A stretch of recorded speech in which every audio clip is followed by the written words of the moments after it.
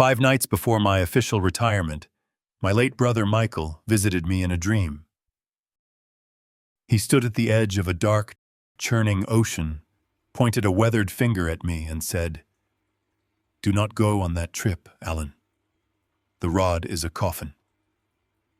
I jolted awake, my sheets soaked in a cold, heavy sweat, my heart hammering against my ribs. Just hours earlier, my wife had presented me with a stunning custom-made offshore fishing rod as a retirement gift. Driven by a sudden, inexplicable dread, I carried the rod down to my workshop in the dead of night. I took a micro screwdriver to the reel housing. When the casing popped open, the breath left my lungs. Before I reveal the terrifying truth I uncovered inside that reel, let me know where you are watching from in the comments below. Hit like and subscribe if you have ever had to outsmart the very people who were supposed to love you most. I am Alan Foster. I am 66 years old, and until 5 days ago, I believed I was steering my life toward a peaceful harbor. As the senior director of logistics at a national shipping firm, my days were built on precision, predictable schedules and the quiet satisfaction of a job well done. My retirement dinner at a high-end steakhouse downtown was supposed to be the crowning achievement of 40 years of relentless labor. The private dining room glowed with warm amber light, filled with the clinking of crystal glasses and the rich aroma of roasted meat. Patricia, my wife of 35 years, sat beside me. She wore a tailored sapphire dress, her smile seemingly radiant and full of pride. Across the table sat my son Cameron and his wife Monica. They raised their glasses in a synchronized display of affection that, looking back, was entirely too polished. Patricia reached beneath the table and produced a long velvet-wrapped case. She handed it to me with a kiss on the cheek. I unwrapped it to find a masterpiece of carbon fiber and polished steel, a custom-built offshore fishing rod designed for deep-water game. Cameron stood up, raising his champagne flute high. He spoke with a booming, theatrical enthusiasm. He declared that I had worked my fingers to the bone for decades and that I desperately needed a solo trip deep into the Gulf of Mexico to truly unwind and find my peace. Monica chimed in immediately, her voice dripping with artificial sweetness, insisting that I take the boat out alone this Saturday to enjoy the absolute silence of the open water. I accepted the gift with a gracious smile, thanking them for their incredible generosity. Yet a cold knot formed in my stomach. Patricia despised my fishing trips. Cameron had not shown genuine interest in my hobbies since he was 12 years old. Their sudden, aggressive push for me to vanish alone into the ocean felt fundamentally wrong. I returned home that evening and placed the velvet case on the mahogany desk in my study. The house settled into its usual quiet rhythm, but my mind refused to rest. I went to bed listening to Patricia's steady, untroubled breathing beside me. Sleep eventually claimed me, but it brought no comfort. The nightmare struck with violent clarity. Michael, my older brother, who drowned 20 years ago, stood before me in the pouring rain. His clothes were soaked, his eyes entirely devoid of light. He grabbed my shoulders with freezing hands and delivered his desperate warning about the fishing rod. I woke up gasping for air, the room spinning around me. I knew then that sleep was an impossibility. The rod in my study called to me like a siren. I slipped out of bed, leaving Patricia undisturbed in her slumber. I carried the velvet case down the wooden stairs into the damp concrete silence of my basement workshop. I laid the rod across my workbench under the harsh glare of a fluorescent halogen lamp. I am a man of mechanics and logistics. I know how things are built, and I know when a piece of machinery feels unbalanced. The reel housing was marginally heavier than it should have been. I retrieved a microscopic screwdriver from my tool rack. I carefully removed the 4 tiny screws securing the side plate. The casing gave way with a soft click. I did not find gears or bearings. I found a complex nest of modified electronics. A military-grade GPS tracker sat flush against the curved metal. Beside it was a highly sensitive audio transmitter barely larger than a coin, and tucked into the deepest cavity of the housing was a remote-triggered explosive microcharge. It was a shaped charge meticulously designed to blow outward with enough concentrated force to rupture the fiberglass hull of a boat. My blood turned to ice. The explosive triggered a sharp, immediate realization about my family's true motives. I had built a massive hidden fortune, not from my corporate salary, but from patenting a revolutionary routing algorithm 3 decades ago. I kept that fortune buried in a blind trust, providing my family with a comfortable upper-middle-class life, but hiding the immense wealth to prevent Cameron from becoming entitled and spoiled. Somehow, they had uncovered the truth. They knew about the money. I carefully extracted the audio transmitter's tiny memory card, using a pair of precision tweezers. I booted up my encrypted laptop on the workbench and inserted the card. The audio file was time-stamped 2 days prior. Patricia's voice filled the quiet basement, sharp and impatient. She asked someone if the $2 million life insurance policy was fully active. Cameron's voice replied, confirming the policy was locked in and that the payout doubled in the event of an accidental death at sea. Then Cameron mentioned a man he called the mechanic. Cameron assured his mother that the mechanic had embedded the charge perfectly and that the signal would trigger the moment my boat crossed into deep water this coming Saturday. I sat in the dim light of the basement, listening to my wife and my only son coldly orchestrate my murder. They had scheduled my death for a weekend payout. Morning broke with a cruel golden brightness. I walked into the kitchen wearing my usual gray slacks and button-down shirt. Patricia stood by the granite counter cheerfully humming a tune while packing a cooler with sandwiches and bottled water for my upcoming trip. I poured myself a cup of black coffee. I forced the muscles in my face to form a warm, appreciative smile. I thanked her for the wonderful gift, telling her I could not wait to try out the new rod on Saturday. She turned to me, her eyes shining with a predatory excitement she masked as marital devotion. She kissed my forehead. Every sip of coffee, every bite of the toast she prepared felt like chewing on ash. I was sharing a home with my executioner. An hour later, Cameron pulled into the driveway. He walked into the house with a bright, energetic stride, announcing he had come over early to help me inspect the boat and ensure everything was sea-ready. I followed him out to the driveway, where my 20-foot center console vessel sat on its trailer. I pretended to check the outboard motor while watching Cameron out of the corner of my eye. He climbed aboard the deck and knelt by the center console. I saw him reach beneath the dashboard. He swiftly and expertly severed the primary wiring harness for the emergency VHF radio. He tucked the cut wires out of sight, ensuring I would have no way to call the Coast Guard when the boat began to take on water. Cameron hopped down from the boat, wiping his hands on his jeans. He smiled widely, slapping my shoulder and declaring that the vessel was in perfect shape for a deep-water run. I thanked him for his dedication, playing the role of the oblivious, grateful father. I watched him drive away, his taillights disappearing down the suburban street. A cold realization settled over me. I could not simply cancel the trip. I could not feign illness or claim a sudden change of heart. If I stayed home, Patricia and Cameron would realize their trap had failed. They would simply hire someone to cut my brake lines, or they would slip an undetectable poison into my evening meals. Running away or hiding would only prolong the inevitable. I had to walk directly into their snare. I had to let them think they were winning while I turned the trap violently against them. I backed my sedan out of the driveway, telling Patricia I had some final logistics paperwork to file at the office. Instead, I drove directly to the main branch of my bank in the financial district. I sat in the plush, soundproof office of the regional bank manager, a man who had handled my legitimate visible accounts for 15 years. I requested a comprehensive audit of all recent financial activities linked to my name. The manager pulled up the records on his monitor. He informed me that 3 new high-yield life insurance policies had been opened in my name over the past 60 days. I demanded to see the digitized signatures. They were flawless forgeries executed with Patricia's meticulous hand. The manager then mentioned a peculiar transaction. He noted that Patricia, our joint savings account, to a recently formed shell company late yesterday afternoon.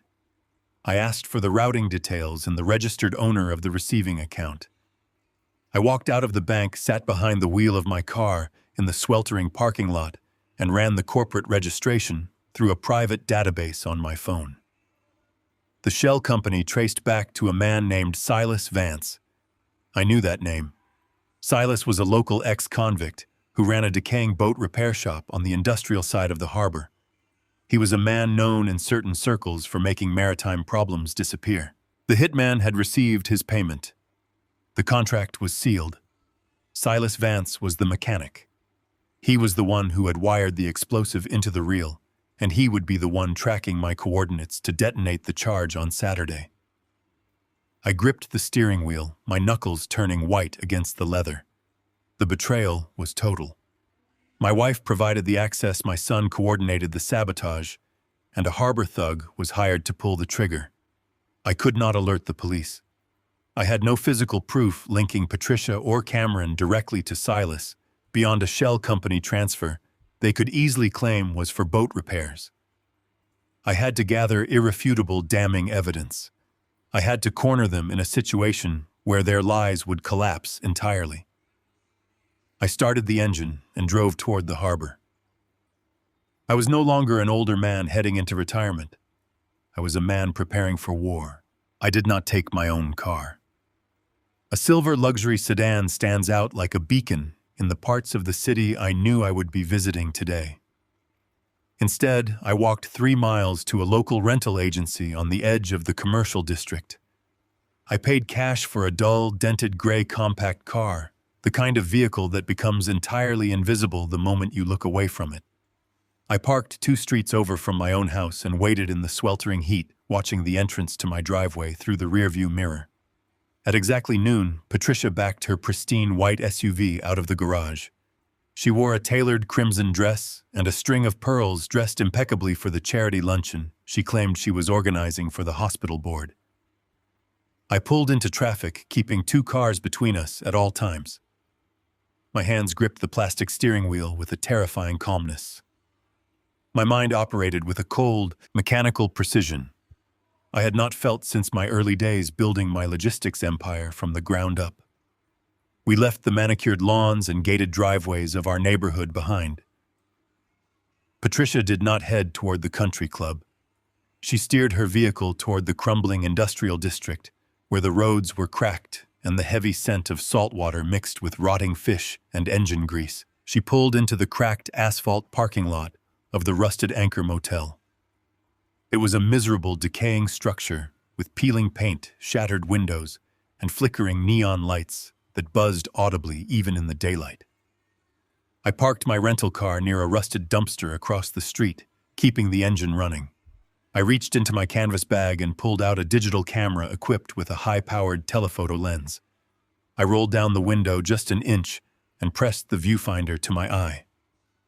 Patricia stepped out of her vehicle, glancing over her shoulder with the practiced paranoia of a veteran liar. She walked toward door number 7. The door opened before she could even knock. A man stepped out into the harsh sunlight. He was tall, heavily built, with faded nautical tattoos crawling up his thick forearms and a jagged scar across his jaw. I recognized him instantly from the database search I had performed outside the bank. Silas Vance, the ex-convict, the mechanic, the man my wife and my son hired to end my life.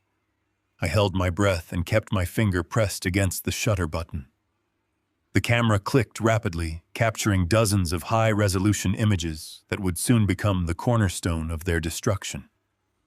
Patricia did not hand him an envelope of cash.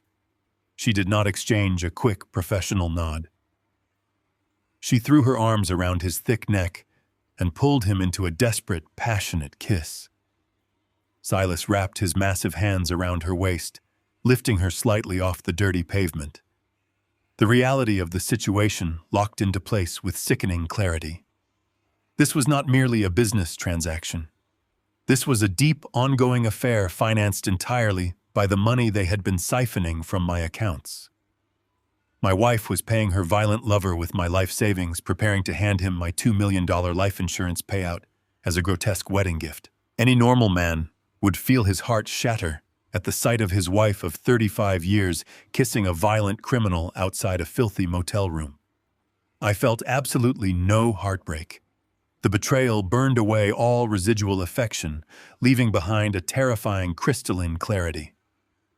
I stared at Patricia through the camera lens, watching her throw her head back and laugh as Silas whispered something in her ear. Then a memory struck me with the devastating force of a physical blow. It was the memory of my older brother, Michael. 20 years ago, Michael drowned in a tragic boating accident just 10 miles off the coast. He was a seasoned sailor, a man who respected the water and never took foolish risks. The authorities ruled it a sudden mechanical failure combined with a rogue wave. But right now, staring at the treacherous woman I married, a missing piece of that 20-year-old puzzle snapped into place. Patricia had organized that trip for Michael. She had insisted he take a specific boat, a boat she had personally taken to a local repair shop the week before under the guise of ensuring his safety. I lowered the camera, my blood turning to ice in my veins. Michael had always seen through Patricia. He had warned me about her relentless ambition and her subtle manipulations. He was a threat to her absolute control over my wealth, and he was trying to open my eyes. Michael did not die in a tragic accident. My wife murdered my brother, and she was using the exact same playbook to eliminate me. I had been sleeping next to a predator for decades. I raised the camera again, needing to capture one final shot of Silas opening the motel room door for her to seal the evidence. That was a fatal mistake. The harsh midday sun caught the edge of my telephoto lens. A brilliant flash of light reflected directly across the street, illuminating my hiding spot. Silas froze instantly. His eyes snapped toward my rental car with predatory speed. The easy romantic demeanor vanished, replaced by the terrifying stance of a hunted criminal. He shoved Patricia inside the dark room, slammed the heavy wooden door shut, and began marching across the street directly toward my vehicle. His fists were clenched at his sides, his heavy boots pounding against the asphalt, and his dark eyes were locked dead onto my windshield. I had exactly 3 seconds to react. I could slam my foot on the gas and flee, which would confirm his suspicions, alert Patricia that I was onto them, and trigger an immediate violent pursuit. I could not let them know I was aware of their plot. I quickly shoved the camera deep under the passenger seat.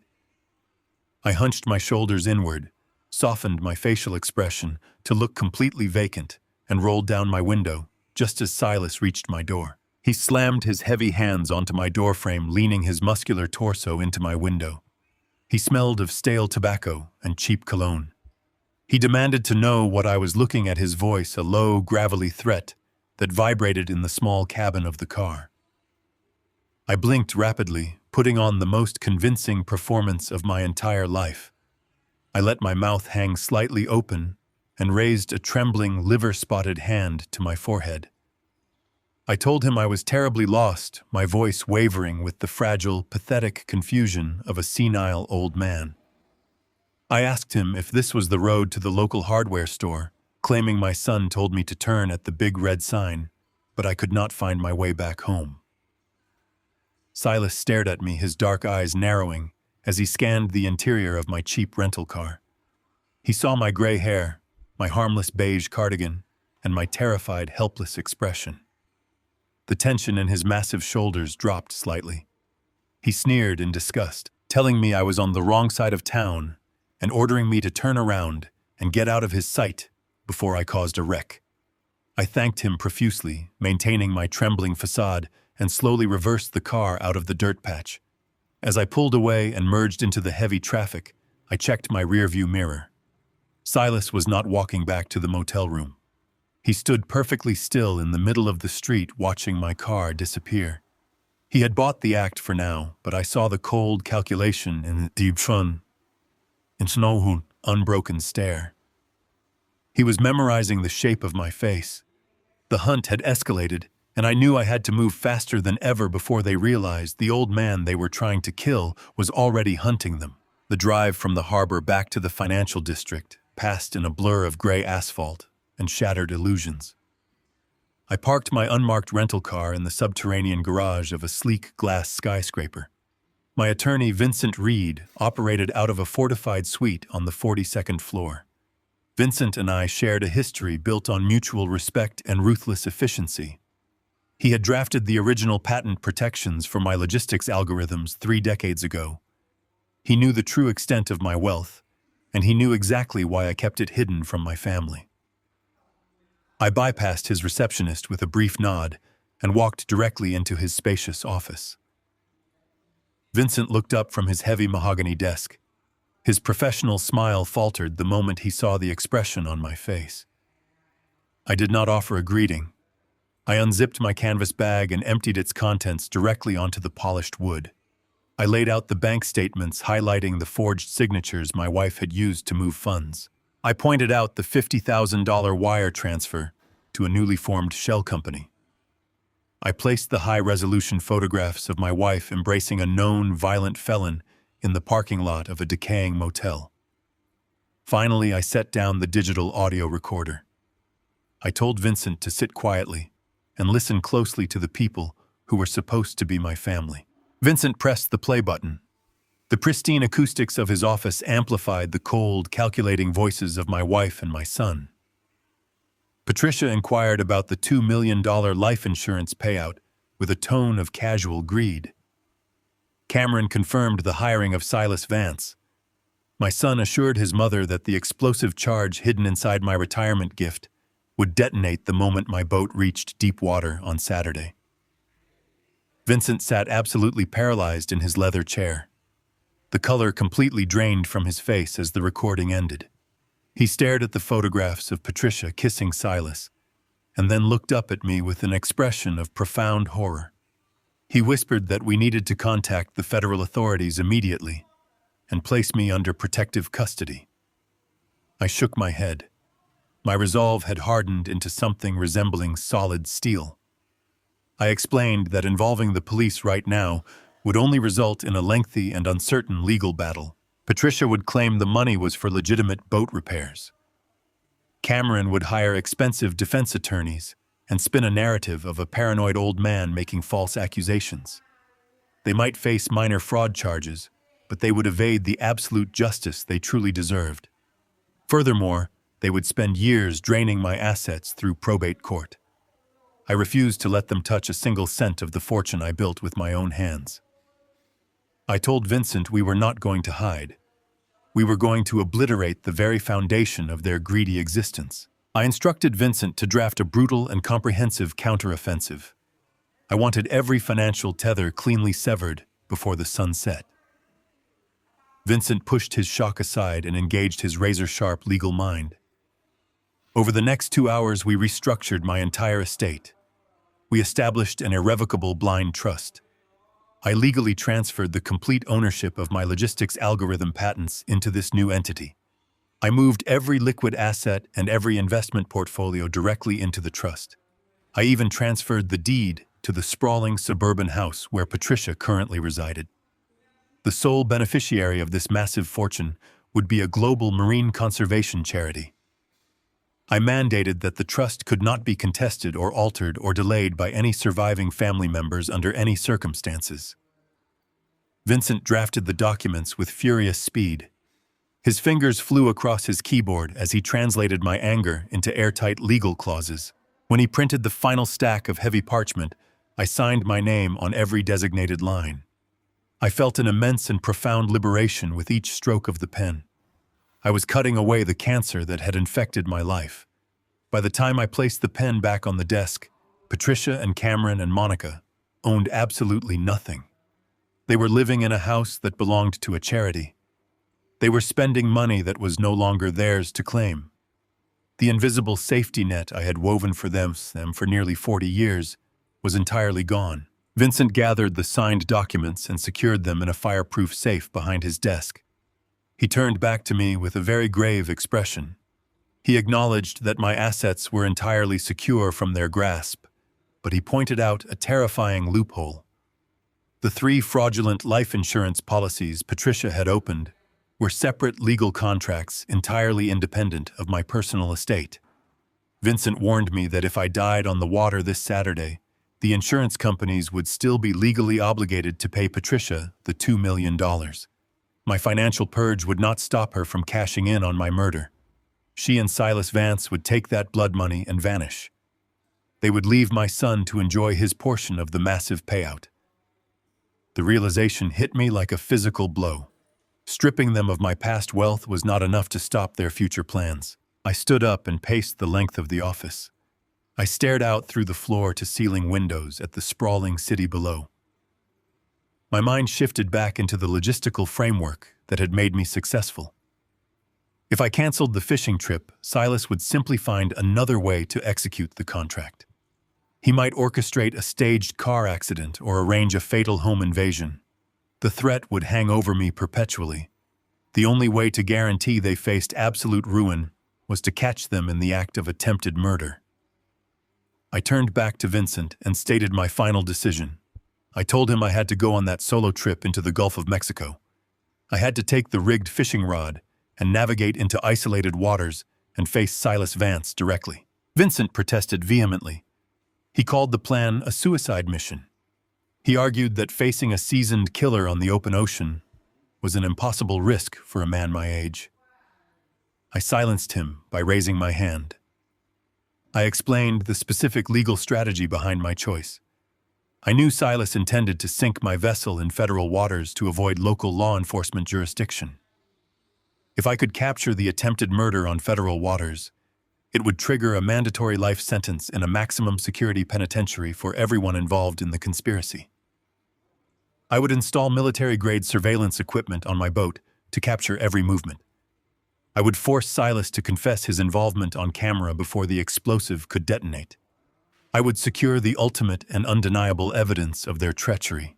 I told Vincent to prepare an emergency distress beacon linked directly to the Coast Guard and wait for my signal. I was going to sail straight into my family's deadly trap, and I was going to ensure they drowned in it. The drive back from the financial district to my quiet suburban neighborhood felt entirely surreal. I was navigating the same familiar streets, passing the same manicured lawns and towering oak trees I had seen for decades, but the world had fundamentally shifted. I was no longer a husband returning to his peaceful sanctuary after a day of running errands. I was an investigator stepping into an active crime scene. I parked my rental car 2 streets over from my own house, ensuring no one would recognize the unfamiliar vehicle. I walked the remaining distance with deliberate, silent steps. The afternoon sun beat down on the pavement, but I felt a distinct freezing chill radiating from my core. I approached my driveway and noticed that Cameron's truck was absent, but a sleek silver coupe sat idling near the curb. It belonged to my daughter-in-law, Monica. The front door of my house was unlocked. I stepped into the foyer, closing the heavy wooden door behind me without making a single sound. The house was dead quiet, but the air felt disturbed, carrying the faint, lingering scent of expensive floral perfume. I walked across the hardwood floor, my footsteps completely muffled by the thick hallway runner. As I neared the closed door of my home office, I heard a distinct metallic scrape. It was the sound of a heavy filing cabinet drawer sliding open on its tracks. I paused at the threshold. The heavy oak door was slightly ajar. Through the narrow gap, I watched Monica frantically digging through my private financial records. She had bypassed the generic household bills and tax returns. She was tearing into the bottom drawer, the exact location where I kept the physical property titles, birth certificates, and investment portfolios. Her movements were sharp, erratic, and desperate. She tossed manila folders onto my leather chair, muttering to herself in fierce frustration when the contents did not match her desires. She wore a pristine white designer blouse and diamond earrings, items undoubtedly purchased with the very money she and my son were siphoning from my accounts. Watching her desecrate my personal space, my sanctuary of 40 years, ignited a raw, visceral fury deep within my chest. A weaker man would have thrown the door open, demanded an explanation, and threatened to call the police. A foolish man would have screamed in anger, completely revealing his hand. But I remembered the high-resolution photographs of Patricia kissing the hitman Silas Vance. I remembered the chilling audio recording of my son discussing my scheduled execution. Anger is a useless, destructive emotion if it does not serve a calculated strategy. I took a deep, steadying breath, forced my shoulders to slump slightly, and arranged my face into a mask of weary, harmless confusion. I pushed the door wide open. The hinges groaned loudly in the quiet house. Monica gasped and spun around, dropping a thick stack of papers onto the floor. Her eyes were wide with sudden, absolute panic. Her manicured hands froze mid-air. For a fraction of a second, the guilt was undeniable on her pale face. Then the mask slipped perfectly into place. She let out a high, artificial laugh, pressing a hand to her chest, as if I had merely startled her during a mundane household chore. She immediately claimed she was looking for a specific tax document Cameron needed for their joint filing, stuttering through a completely fabricated excuse about misplaced mail and impending deadlines. I did not challenge her. I did not ask why she was frantically searching through my property deeds instead of my tax returns. I simply smiled. It was a soft, tired smile of an old man who completely trusts his family. I walked slowly over to the desk and gently took the scattered folders from her trembling hands. I told her there was no need to panic about paperwork or deadlines. I played the role of the exhausted patriarch, perfectly rubbing my temples and sighing deeply. I told Monica that I had actually been doing a lot of thinking lately, especially with my upcoming retirement drawing so near. I confessed that maintaining this massive property was becoming entirely too much of a burden for me and Patricia to handle alone. I looked her directly in the eyes and delivered the lie with absolute, unwavering sincerity. I told her that I planned to sign the master deed of the house entirely over to Cameron this coming Monday, right after I returned from my solo fishing trip in the Gulf of Mexico. The transformation in Monica's demeanor was instantaneous and entirely repulsive. The feigned anxiety vanished from her posture. Her spine straightened and a hungry, predatory gleam ignited in her eyes. She could not completely hide the greedy smirk tugging at the corners of her mouth. She immediately stepped closer, invading my personal space, wrapping her arms around my shoulders in a suffocating, artificial hug. She praised my immense generosity, calling me the greatest father a son could ever ask for. She spoke rapidly, her words tripping over themselves as she calculated the immense financial windfall she was about to receive. But greed is a blinding, impatient master.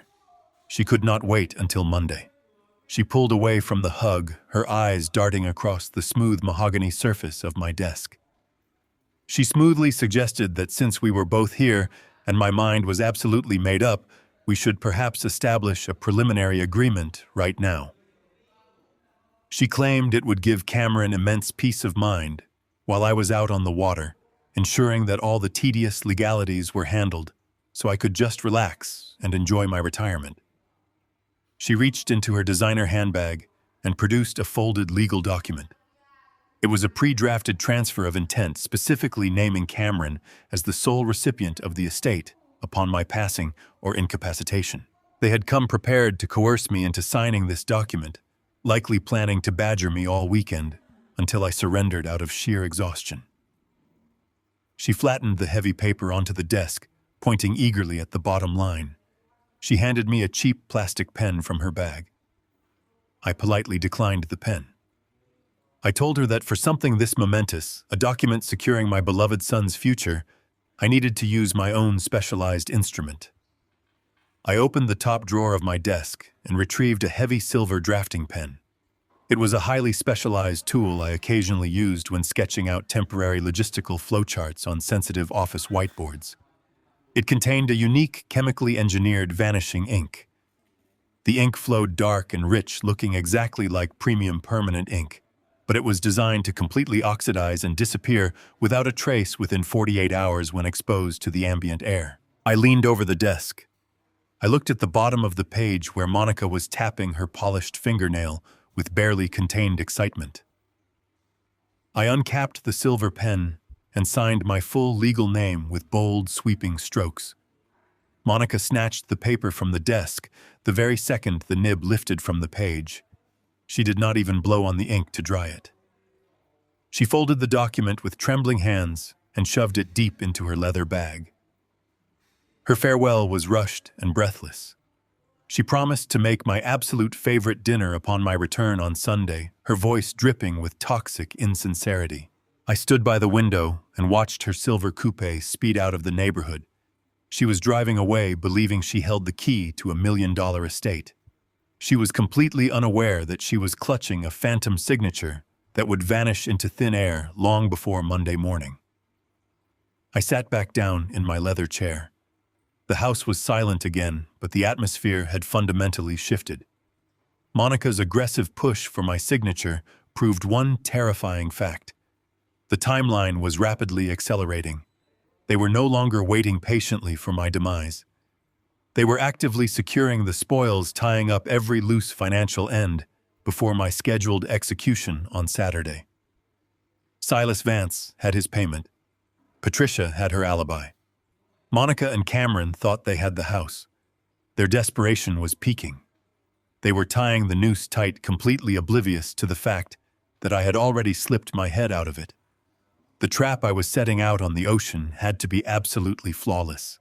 I could not afford a single miscalculation, because the people who smiled at me across the dinner table would not hesitate to ensure I never came home. The coastal air at 2 a.m. carried the heavy scent of rotting kelp and diesel fuel.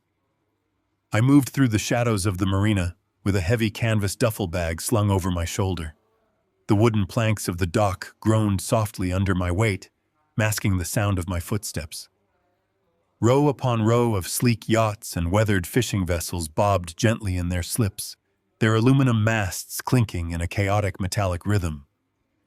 I reached Slip 42, where my 20-foot center console boat rested in the dark water. It was a vessel I had spent countless hours cleaning and maintaining, a place I had once considered a sanctuary. Now it was a floating execution chamber. I stepped over the gunwale, feeling the familiar sway of the deck beneath my boots. I did not engage the primary battery switch. I could not afford to illuminate the deck lights and draw the attention of the harbor patrol. Instead, I pulled a small tactical flashlight from my jacket pocket, clicking on a dull red beam designed to preserve night vision. My first objective was the lifeline Cameron had so eagerly severed. I knelt beside the center console and removed the access panel beneath the steering wheel. The red light washed over the tangled mass of electrical wiring. I found the main harness for the emergency VHF radio exactly where I had seen my son tuck it away. The clean diagonal cuts through the heavy gauge copper wire were a testament to his ruthless efficiency. He had made sure the radio would fail completely the moment I needed to hail the Coast Guard. I pulled a pair of wire strippers from my bag. I clamped the jaws down on the thick plastic casing, exposing the bright copper veins beneath. I worked with slow, deliberate precision. I spliced the frayed ends together, twisting the metal tightly, before sealing the connection with marine-grade heat shrink tubing. I applied the flame of a small butane torch, watching the plastic melt and harden, rendering the repair entirely waterproof. I reached up and pressed the power button on the radio console. The digital display flickered to life, glowing with a steady green light. The trap was no longer a one-way trip. Next came the eyes of the operation. I reached into my duffel bag and retrieved a sealed plastic case containing 4 military-grade microcameras. They were incredibly small, no larger than a standard coat button, coated in a matte black finish that absorbed the ambient light. These were not commercial security cameras. They were specialized surveillance units I had procured through old logistics contacts, capable of recording in high definition, even in absolute darkness. I climbed onto the gunwale and secured the first camera high up on the aluminum frame of the canopy, angling the lens to capture a complete aerial view of the rear deck. I placed the second camera near the floorboards, hiding it inside the dark recess of the empty bait well. It would provide a perfect, unobstructed shot of the intruder coming aboard. I mounted the third camera inside the reinforced cabin, pointing directly at the heavy plexiglass door. I took the final camera and adhered it to the starboard rail, establishing a wide-angle shot of the ocean and the approaching vessel.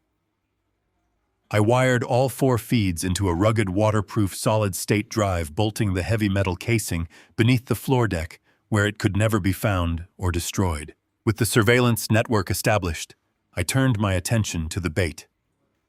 I opened the velvet case I had carried from my study. The custom offshore fishing rod gleamed menacingly in the red light. I ran my hand along the carbon fiber shaft, my fingers resting on the heavy modified reel housing. The remote-triggered explosive microcharge rested silently inside, waiting for a signal from the harbor thug my wife had hired. I carried the rod to the stern of the boat. I slid the handle into the heavy steel rod holder mounted on the starboard side. I did not just place it randomly. I calculated the precise trajectory of a shaped explosive charge. Silas Vance intended for the blast to rip a massive hole in the bottom of the hull, sending me to the ocean floor in minutes. I rotated the heavy steel holder outward by 45 degrees. I locked the mechanism in place. If the charge detonated now, the concentrated blast wave would blow outward and downward, shattering the fiberglass near the waterline, but missing the critical engine mounts and the primary bilge pumps. The boat would take on water, but it would be a slow, controlled sinking. I was manufacturing a disaster I could survive. I wiped down the console, the radio dial, and the fiberglass rails with a chemically treated cloth, ensuring I left no trace of my midnight modifications. I stood in the center of the deck for a long moment, listening to the dark water slapping against the hull. The stage was perfectly set. The counter-offensive was locked into place. I stepped back over the gunwale, my boots landing softly on the wooden dock. I zipped my duffel bag closed and began the long walk back toward the marina parking lot. The cool coastal breeze did nothing to lower the adrenaline rushing through my veins. As I reached the heavy iron security gate, a sudden violent vibration against my thigh shattered the quiet night. I froze. I pulled my cellular phone from my pocket. The screen illuminated the darkness with a harsh, blinding glare. I did not recognize the incoming number, but I recognized the local area code. I opened the text message. It consisted of a single terrifying sentence: "Enjoy the deep water, old man." I stared at the glowing letters, the cold reality of the situation washing over me. Silas Vance was not just sitting in a motel room waiting for Saturday morning. He was actively watching me. He had linked my face from the rental car encounter to the target he had been hired to eliminate. My family had paid him for a simple maritime accident, but Silas had turned it into a personal hunt. I looked out into the impenetrable darkness beyond the marina streetlights. The hunter was also the prey. The game was no longer a secret. Saturday morning arrived with a pale, anemic light bleeding through the kitchen blinds. I stood by the marble island drinking a final cup of black coffee. The house was quiet, filled with the deceptive tranquility of a normal weekend. Patricia glided into the kitchen. She wore a silk robe, her hair perfectly arranged, carrying the aroma of expensive lavender and deceit. She poured herself a cup of coffee and leaned against the counter, watching me with a bright, manufactured affection. She told me the weather was going to be perfect for a full day on the water. I nodded, matching her casual tone. I felt the weight of the silver drafting pen in my pocket, the memory of the blank document now resting in my desk. She had no idea the foundation of her world had already been dismantled. She stepped closer, placing a delicate hand on my chest. She leaned up and pressed her lips to my cheek. The kiss felt entirely hollow, a physical lie pressed against my skin. She whispered for me to catch a big one out there. I looked into her eyes. I searched for a flicker of hesitation, a momentary flash of guilt for the man she had shared a bed with for 35 years. There was absolutely nothing. Her eyes were empty, focused only on the impending payout. I smiled warmly. I told her I would see her soon. I absorbed the treachery, letting it harden the steel in my spine. The front door opened, and Cameron walked in. He wore rugged outdoor clothes, playing the part of the supportive son, seeing his father off on a grand adventure. He clapped his hands together, his voice booming through the quiet house. He asked if the gear was loaded and the cooler was packed.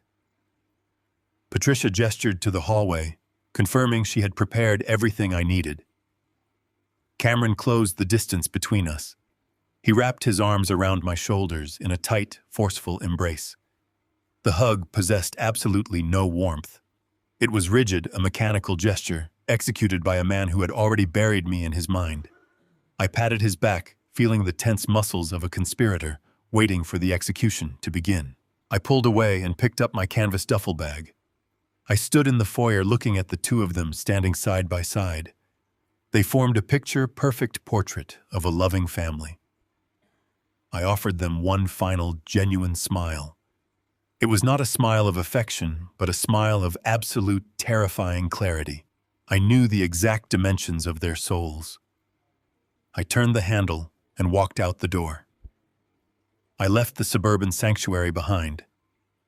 I knew with total certainty that I was crossing a threshold I would never cross again.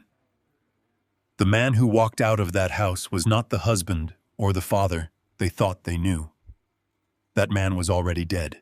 The drive to the marina was a blur of empty roads and waking neighborhoods. I did not turn on the radio. I sat in silence reviewing the logistical flowchart of the day. The explosive charge was perfectly positioned in the rod holder. The emergency radio was repaired and ready to transmit. The military-grade micro-cameras were actively recording every square inch of the vessel. The blind trust was fully established, locking away my fortune permanently. The trap was armed. I only needed the predator to step inside. I arrived at the harbor just as the sun fully breached the horizon. The marina was mostly deserted, save for a few commercial fishermen preparing their nets. The air smelled of salt and decaying wood. I backed the trailer down the concrete ramp. The cold water swallowed the fiberglass hull. I unhooked the winch, started the outboard motor, and pulled the vessel away from the dock. The engine hummed with a steady, reassuring vibration. I steered through the no-wake zone, passing the long rows of luxury yachts and rusted fishing trawlers. I kept my eyes fixed on the open horizon. As I cleared the final breakwater and hit the open ocean, I pushed the throttle forward. The boat surged over the chopping waves. The coastline shrank to a thin green line in my rearview mirror. I navigated steadily eastward, moving toward the deep water drop-off where the tracking beacon would alert Silas Vance. But the ocean is a chaotic variable. You can plan every mechanical detail, but you cannot control the environment. The local maritime forecast had promised clear skies and unrestricted visibility. The forecast was entirely wrong. 10 miles offshore, the temperature plummeted with a sudden, unnatural speed. A wall of thick gray marine fog rolled across the water. It moved like a living entity, swallowing the horizon and creeping rapidly over the bow of my boat. Within minutes, the bright morning sun was completely obliterated. The world shrank to a radius of 20 feet. The deep blue ocean turned into an endless, suffocating expanse of gray. The visibility dropped to absolute zero. The heavy moisture hung in the air, dampening the sound of the engine and isolating the vessel in a vacuum of silence. The environment had instantly turned lethal. I was miles from the coast, blind in the water, navigating a rigged boat that was actively broadcasting its location to a hired killer. Silas Vance would be approaching soon. The fog gave him the ultimate cover to board my vessel undetected. He could emerge from the gray mist at any second, a ghost ship colliding with my own. I cut the engine to an idle. I stood in the center of the deck, surrounded by the blinding white wall of fog. The isolation was absolute. The danger was exponential. I had walked into the trap, but the arena had just turned entirely against me. I pushed the throttle forward, driving my 20-foot center console boat deeper into the gray abyss. The marine layer was absolute. It swallowed the sun, entirely reducing the world to a suffocating bubble of white and gray moisture. The coastline had vanished hours ago. I watched the navigation coordinates on my console tick upward until I reached exactly 10 miles offshore. The water beneath my hull dropped into an unfathomable trench, a cold marine canyon where the currents shifted and the ocean floor plunged into total darkness. This was the exact perimeter where my life insurance policy doubled. This was the exact location Silas Vance had selected for my grave. I reached forward, and killed the outboard motor. The sudden absence of the engine roar left a massive vacuum in the air. The silence of the deep ocean is never truly peaceful. It is immense, heavy, and deeply intimidating. The only sound was the rhythmic, hollow slap of the ocean swells striking the fiberglass hull.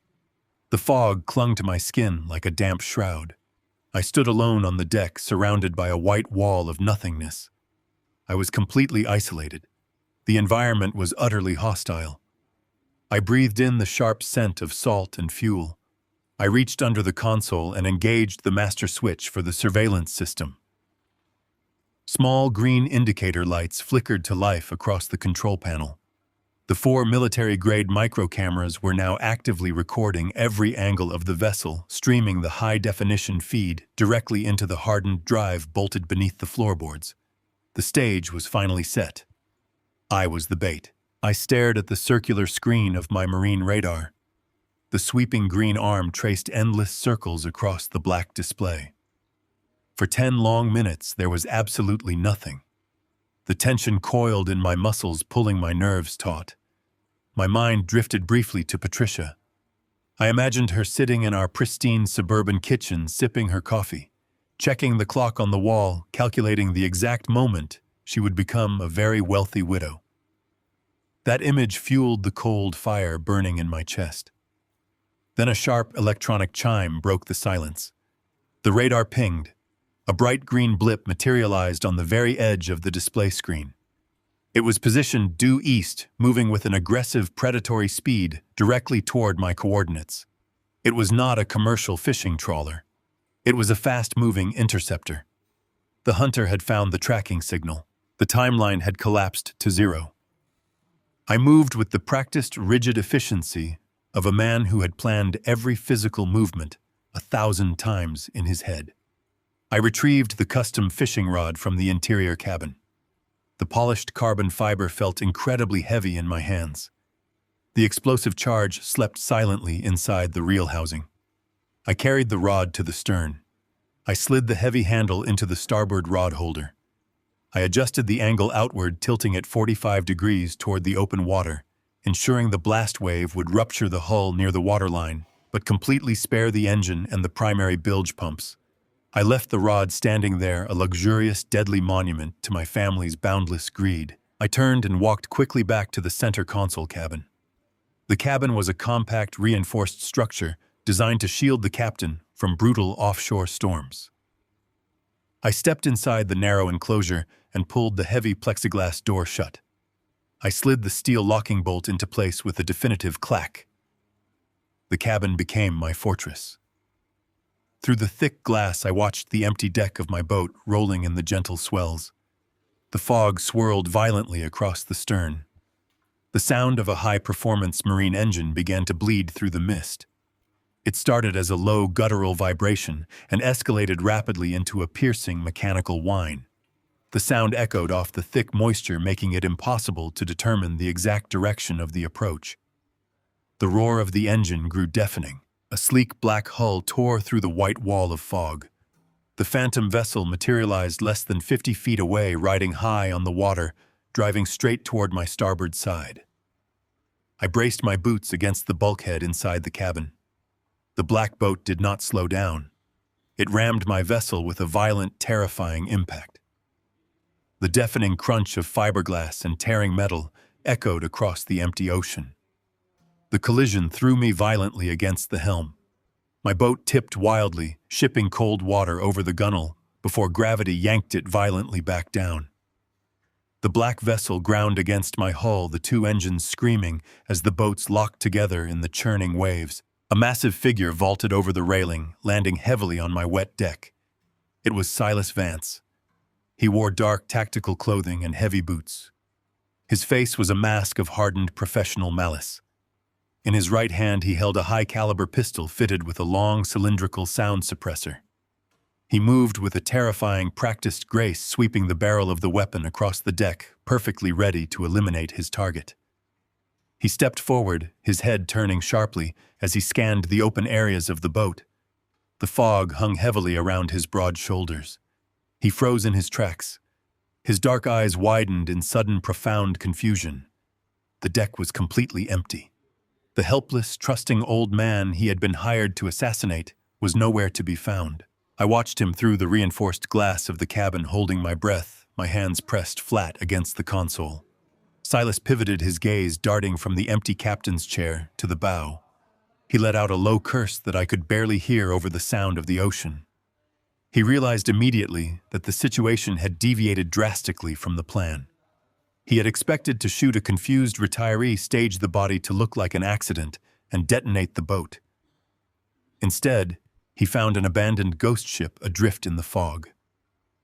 Silas turned his sharp attention to the stern. His eyes locked onto the custom fishing rod resting in the starboard holder. He recognized the velvet-wrapped handle immediately. He knew exactly what was hidden inside the heavy reel housing. A grim, ugly smile stretched across his scarred face. He holstered the suppressed firearm at his hip. He had clearly made a tactical decision. There was no need to hunt for an old man who might have accidentally fallen overboard or vanished into the cabin below. His primary objective was simply to sink the vessel and collect his payment from my wife. He walked deliberately toward the stern. His heavy boots thudded loudly against the wet fiberglass deck. He reached out with his massive tattooed hands and grasped the custom fishing rod. He gripped the reel housing tightly, his thumbs searching for the manual trigger mechanism he had personally wired into the explosive charge.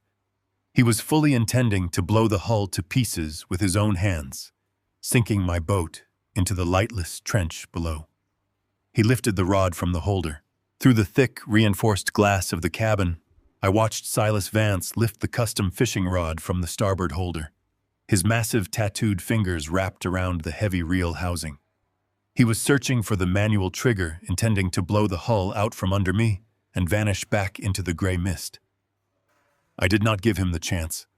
I reached beneath the helm console and flipped a heavy toggle switch I had wired specifically for this exact moment. A loud, violent mechanical clank echoed across the deck. 4 heavy steel deadbolts slammed into place along the sliding cabin door and the reinforced windows. Silas jerked his head up, his dark eyes snapping toward the cabin. He dropped the rod back onto the deck and yanked his suppressed pistol from his holster. He raised the weapon, aiming it directly at the glass separating us. He pulled the trigger twice.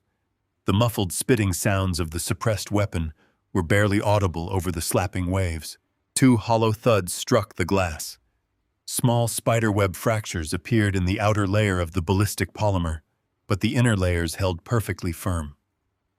I had spent thousands of dollars upgrading this cabin to withstand extreme offshore impacts. A handgun was entirely useless against it. Silas realized his bullets were ineffective. He lowered the weapon, his chest heaving, the fog swirling around his massive frame. He stepped closer to the glass, his face contorted in a mask of pure homicidal rage. He was trapped on the open deck of a vessel he was hired to sink, locked out of the only safe haven and completely at my mercy. I picked up the heavy black microphone for the boat's public address system. The external speakers were mounted high on the radar arch, designed to project a booming voice across hundreds of yards of open ocean. I pressed the transmission button. A sharp burst of electronic static shrieked across the deck, making Silas flinch and take a step back. I brought the microphone to my lips. I spoke with a calm, freezing authority that betrayed absolutely no fear. I told Silas to put the gun down. I told him the hunt was over and that he was standing on a floating cage. I watched his scarred jaw clench. He shouted something back at me, waving the gun, his voice lost to the wind and the thick marine layer. He still thought he was in control. He still thought this was a simple miscalculation. I needed to shatter his reality completely.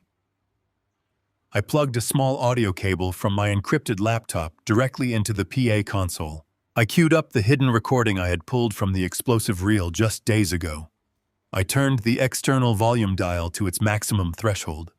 I pressed play. Patricia's sharp, aristocratic voice blasted from the speakers overhead. The sound of my wife echoed across the gray, empty ocean, discussing my murder with the casual tone of someone planning a dinner party. Silas froze. His entire body went rigid. He listened to Cameron ask about the explosive charge. He listened to Patricia scoff. Then came the killing blow. I played the exact segment where Patricia talked about the man they hired.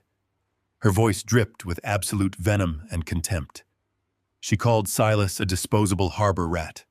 She told Cameron that if the authorities ever launched an investigation into my sunken boat, they would simply hand Silas over to the police. She explicitly stated that Silas was nothing but a violent pawn, a convenient idiot meant to take the entire fall for the conspiracy, so she and Cameron could walk away clean with the $2 million insurance payout. I cut the audio feed.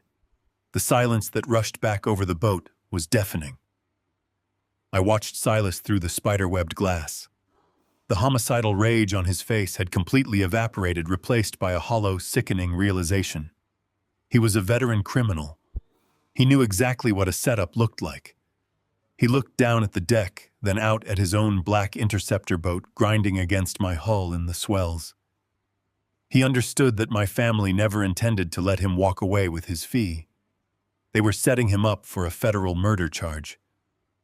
I pressed the PA button again. I did not yell. I spoke with a quiet, devastating precision. I told Silas that Patricia had always viewed people as tools to be used and discarded. I told him she did not care about him any more than she cared about the husband she was trying to blow to pieces. Silas glared at the cabin, his chest rising and falling with rapid, shallow breaths. He raised the gun again, his hand trembling with a new, unfocused anger. I decided it was time to drop the final weight onto his chest. I decided to resurrect the ghost that had haunted my family for 2 decades. I stared directly into his dark eyes and spoke through the speakers. I asked him if he remembered a specific fiberglass center console boat from 20 years ago. I described the blue trim, the twin engines, and the exact marine shop where it had been serviced. I saw Silas physically recoil. The color drained from his weathered face. I told him I knew all about the mechanical failure that sent my older brother Michael to the bottom of the ocean. I poured every ounce of my cold fury into the microphone. I told Silas that Michael was an expert sailor who never would have succumbed to a simple rogue wave. I explained that I knew Patricia had taken Michael's boat to the harbor for a supposed safety inspection the week before he died. I told him I knew he was the mechanic working at that specific shop 20 years ago. I listed the exact components that had mysteriously failed on Michael's vessel. I told Silas that Patricia used him to murder my brother for his share of the family logistics company, and now she was using him again to finish the purge. I informed him that all of this information, the audio of Patricia setting him up the offshore financial transfers, and the deep dive into Michael's death, was already sitting in a fireproof safe in my attorney's office. I told him he was utterly cornered.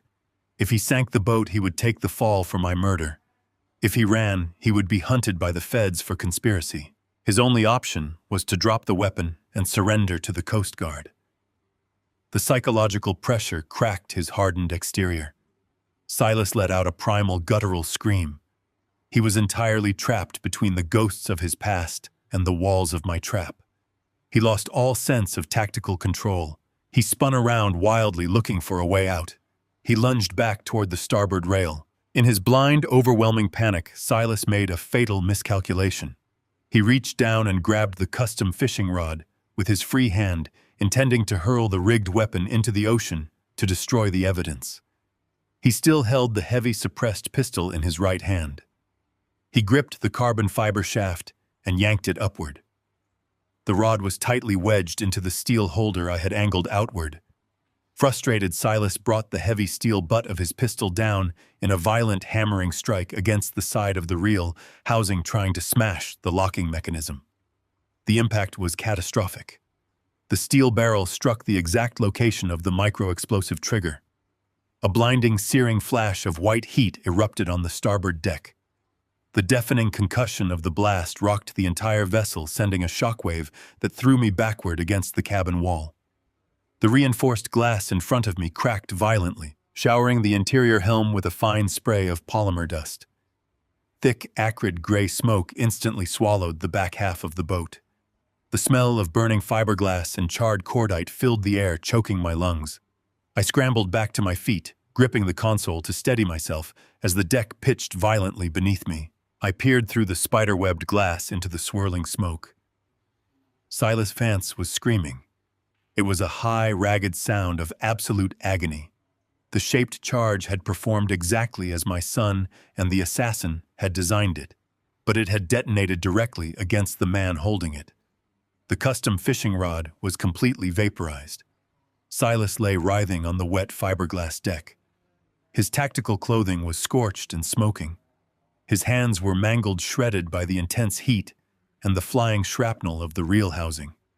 His suppressed firearm had been blown out of his grip, plunging into the dark, churning waters of the Gulf. He kicked his heavy boots against the deck, gasping for air, clutching his ruined hands to his chest. The immediate threat of a bullet was eliminated, but the blast had unleashed a far more critical danger. I looked past Silas to the starboard rail. The angled positioning of the rod holder had saved the vital engine blocks, but the explosive force had blasted a jagged hole through the lower fiberglass hull just inches above the waterline.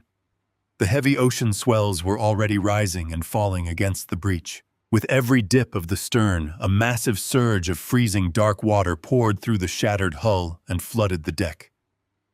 The boat was taking on water at an alarming rate. The automatic bilge pumps whined loudly, struggling to expel the flood, but the breach was simply too large. The vessel began to list heavily to the starboard side.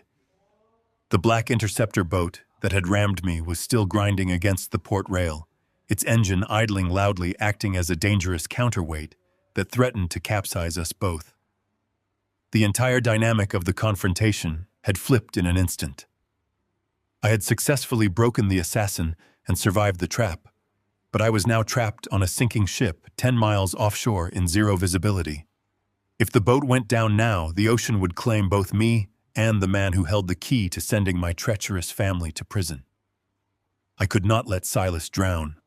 I needed him alive, breathing, and sitting in a federal interrogation room. I reached for the heavy steel deadbolts on the cabin door. I threw them back, the metal clacking sharply against the rising panic in my throat. I shoved the plexiglass door open and stepped out onto the chaotic flooding deck. The frigid ocean water rushed over my boots, rising past my ankles. I moved toward the screaming, bleeding hitman, transitioning from a man seeking vengeance to a man fighting desperately for survival.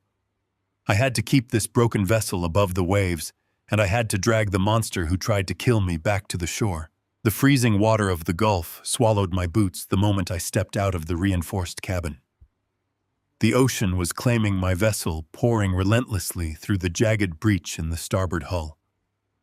The boat listed sharply, groaning under the immense weight of the incoming tide.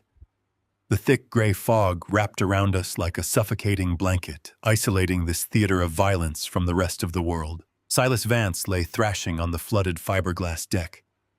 The explosive charge meant to send me to a watery grave had instead shattered the custom fishing rod in his grip. The blast had pulverized the reel housing, embedding shards of carbon fiber and metal deep into his massive hands and forearms. His tactical clothing was scorched, his flesh bleeding heavily into the rising salt water. The suppressed pistol he intended to use on me was gone, blown over the railing and swallowed by the dark trench below. He was no longer a hardened professional killer. He was a broken, terrified animal, gasping for air, clutching his ruined hands to his chest as the ocean threatened to pull him under. I did not feel a single ounce of pity. I looked down at him with the same cold, calculating efficiency that had built my logistics empire. I stepped over his thrashing body and moved steadily toward the helm. The primary dashboard was a chaotic mess of shattered polymer glass and burnt wiring from the peripheral blast, but I knew exactly where to look. I reached beneath the console, my fingers finding the heavy gauge copper wire I had meticulously spliced and waterproofed in the dead of night. I traced the repaired line up to the emergency VHF radio. I pressed my thumb against the red distress beacon. The digital display illuminated the fog, glowing with a steady, triumphant green light. The automated Mayday signal instantly broadcasted my exact GPS coordinates on the emergency federal frequency. The signal shot through the marine layer, reaching the Coast Guard stations listening miles away. I had cast the final line. Now we only had to survive until they arrived. The water was rising faster now, cresting over my knees. The stern of the boat began to drag heavily beneath the surface. Silas stopped screaming long enough to realize the imminent danger of the ocean. He looked wildly around the sinking deck, his dark eyes wide with sudden, absolute panic. He looked up at me, coughing on the thick smoke and salt water. He begged me to help him. He begged me not to let him drown. He swore he was just a hired gun, a contractor following orders, pleading for his life with the pathetic desperation of a man who realized his employers had sent him on a suicide mission. I stood perfectly still, gripping the aluminum railing to keep my balance on the sinking deck. I told him he was going to live. I told him he was going to survive this day, but his life no longer belonged to him. It belonged to the federal government, and the only way he would ever breathe fresh air again was if he gave them exactly what I needed. I watched the realization settle over his scarred face. He understood the transaction perfectly. 15 minutes passed in an agonizing, freezing silence. The ocean swallowed the bait well and began to lap at the center console. Then, a massive reverberating sound shattered the heavy fog. It was the deep, vibrating blast of a military-grade foghorn. The gray mist parted violently. The towering steel hull of a United States Coast Guard cutter breached the white wall, an imposing fortress of federal authority rising from the churning waters. Flashing blue maritime lights cut fiercely through the gloom. The deafening roar of their massive diesel engines drowned out the sound of my sinking boat. The cutter pulled aggressively alongside us. Within seconds, a boarding team of heavily armed federal officers vaulted over the railing onto my submerged deck. They moved with absolute synchronized precision. 2 officers immediately tackled the bleeding Silas, securing his ruined hands with specialized restraints, ignoring his cries of agony. Another pair of officers grabbed me by the shoulders, hauling me forcefully over the gunwale and onto the solid, dry steel deck of the cutter, just as my 20-foot vessel finally surrendered to the ocean, sinking beneath the freezing waves. The atmosphere on the cutter was a blur of organized chaos. I allowed myself to collapse onto a metal bench near the stern. I wrapped my arms around my chest, shivering violently, playing the role of the traumatized elderly victim to absolute perfection. A medic threw a thick thermal blanket over my shoulders and handed me a cup of scalding coffee. I accepted it with trembling hands, thanking them profusely, my voice wavering with manufactured shock. They dragged Silas into the bright, sterile light of the cutter's medical bay. Through the open, watertight door, I had a perfect view of the interrogation. The medical officer began wrapping his shredded hands in heavy gauze, but the commanding federal marshal stepped directly into the hitman's line of sight. The marshal demanded to know exactly what had happened on that boat. He demanded to know why a known felon was bleeding out on a sinking civilian vessel 10 miles offshore. Silas was a creature of the criminal underworld. He knew the absolute severity of his situation. He was caught red-handed on federal waters. Attempted murder on the open ocean carried a mandatory, non-negotiable life sentence in a maximum security penitentiary. Silas looked at his ruined hands. He looked at the armed federal officers surrounding him. The psychological warfare I had waged on the boat had completely broken his nerve. He knew Patricia had planned to let him take the fall. He knew Cameron viewed him as a disposable pawn. The loyalty of a hired gun evaporates the second the check bounces and the cell door swings shut. Silas began talking before the medical officer even finished tying the bandages. He screamed that he was set up. He screamed that he wanted a plea deal demanding full federal immunity in exchange for handing over the masterminds. The marshal crossed his arms and told Silas to start talking. The hitman spilled everything. The words poured out of him in a frantic, desperate torrent. He gave them Patricia's name. He gave them Cameron's name. He confessed that my wife and my son had hired him to wire a micro-explosive into my retirement fishing rod. He detailed the exact $50,000 wire transfer from their joint account into his shell company. He explained the entire timeline, outlining how they planned to collect a fraudulent $2 million life insurance policy the moment my boat went down. The federal marshal pulled a waterproof evidence bag from his tactical vest.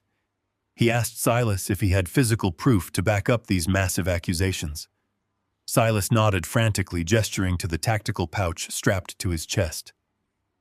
The officer unzipped the pouch and extracted a heavy rubberized smartphone.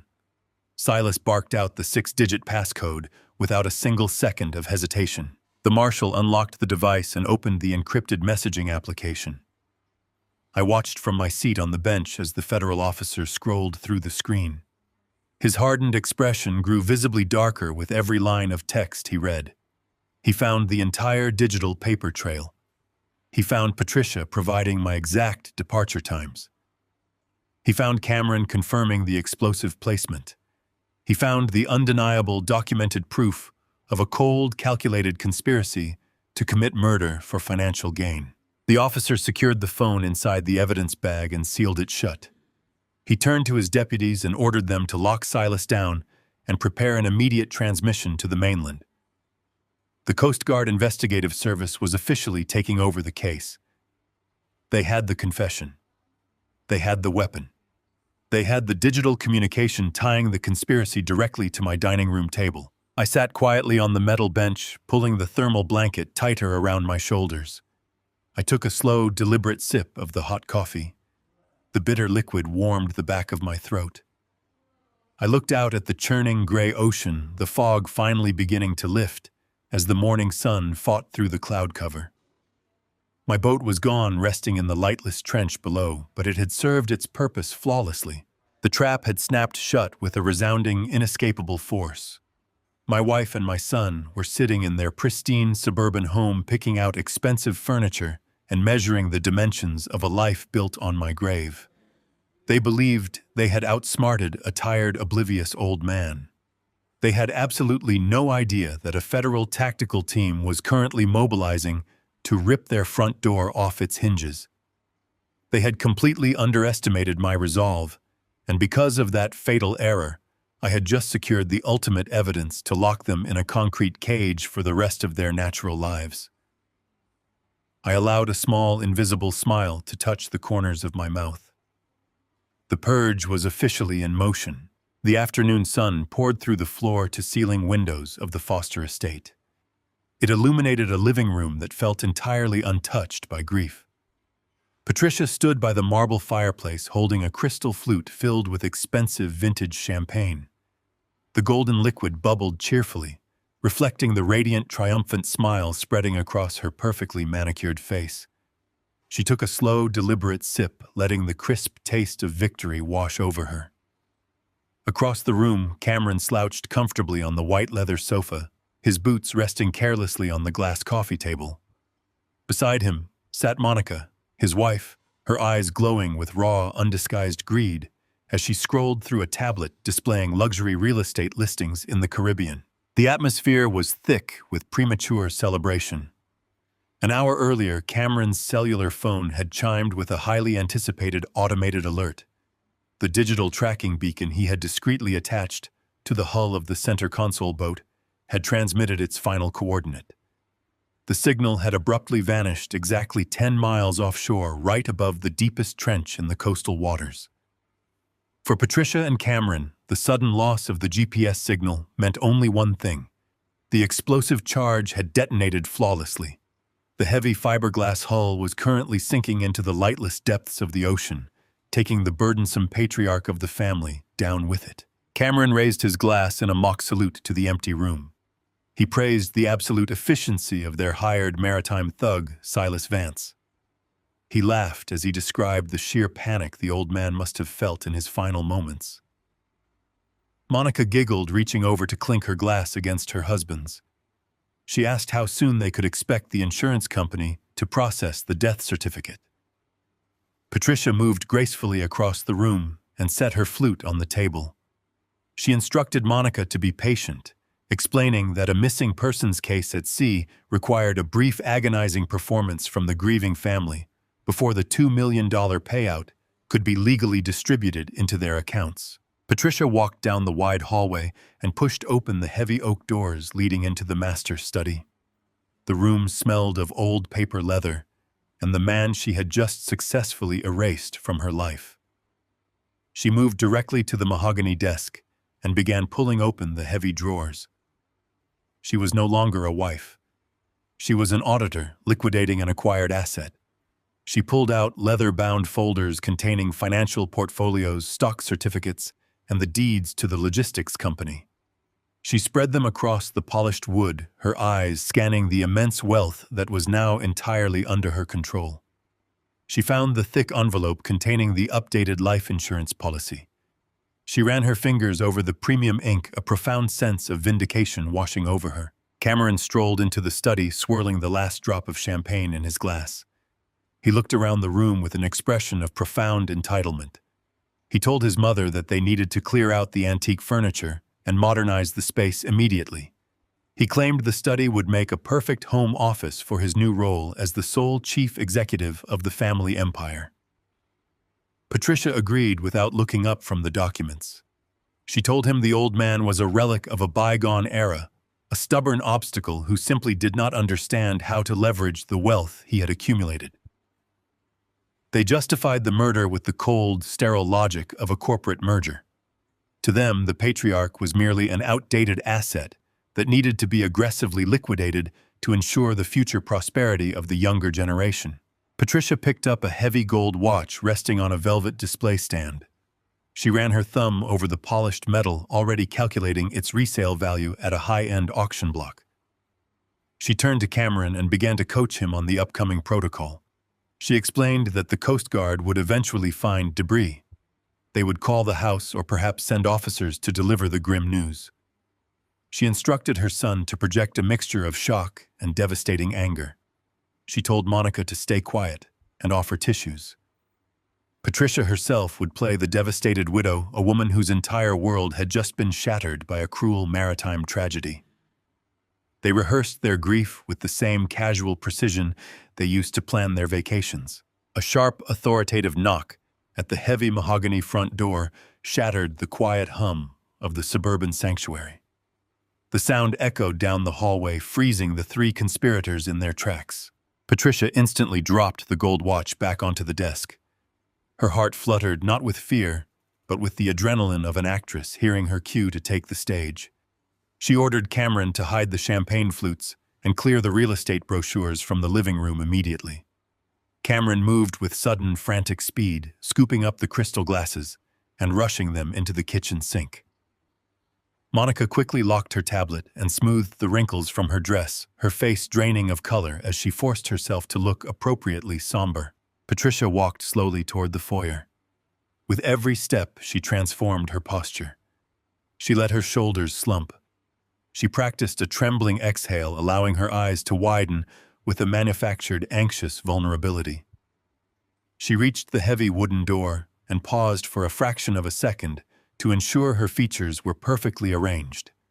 She turned the brass handle and pulled the door inward. Two uniformed police officers stood on the front porch. Their expressions were carved from stone, displaying the rigid, practiced empathy required for delivering catastrophic news. A patrol cruiser was parked in the circular driveway, its radio squawking softly in the quiet afternoon air. Patricia immediately pressed a hand to her mouth, letting out a sharp, frightened gasp. She asked them what was wrong and why they were here. Her voice trembled with exquisite authenticity. The older of the two officers removed his hat. He spoke in a low, measured tone, asking if he was speaking to Patricia Foster. She nodded frantically, allowing a single perfectly timed tear to spill over her lower eyelid. Cameron appeared in the hallway behind her, playing the role of the protective, concerned son. He placed a heavy hand on his mother's shoulder and demanded to know what was going on. The officer looked between them.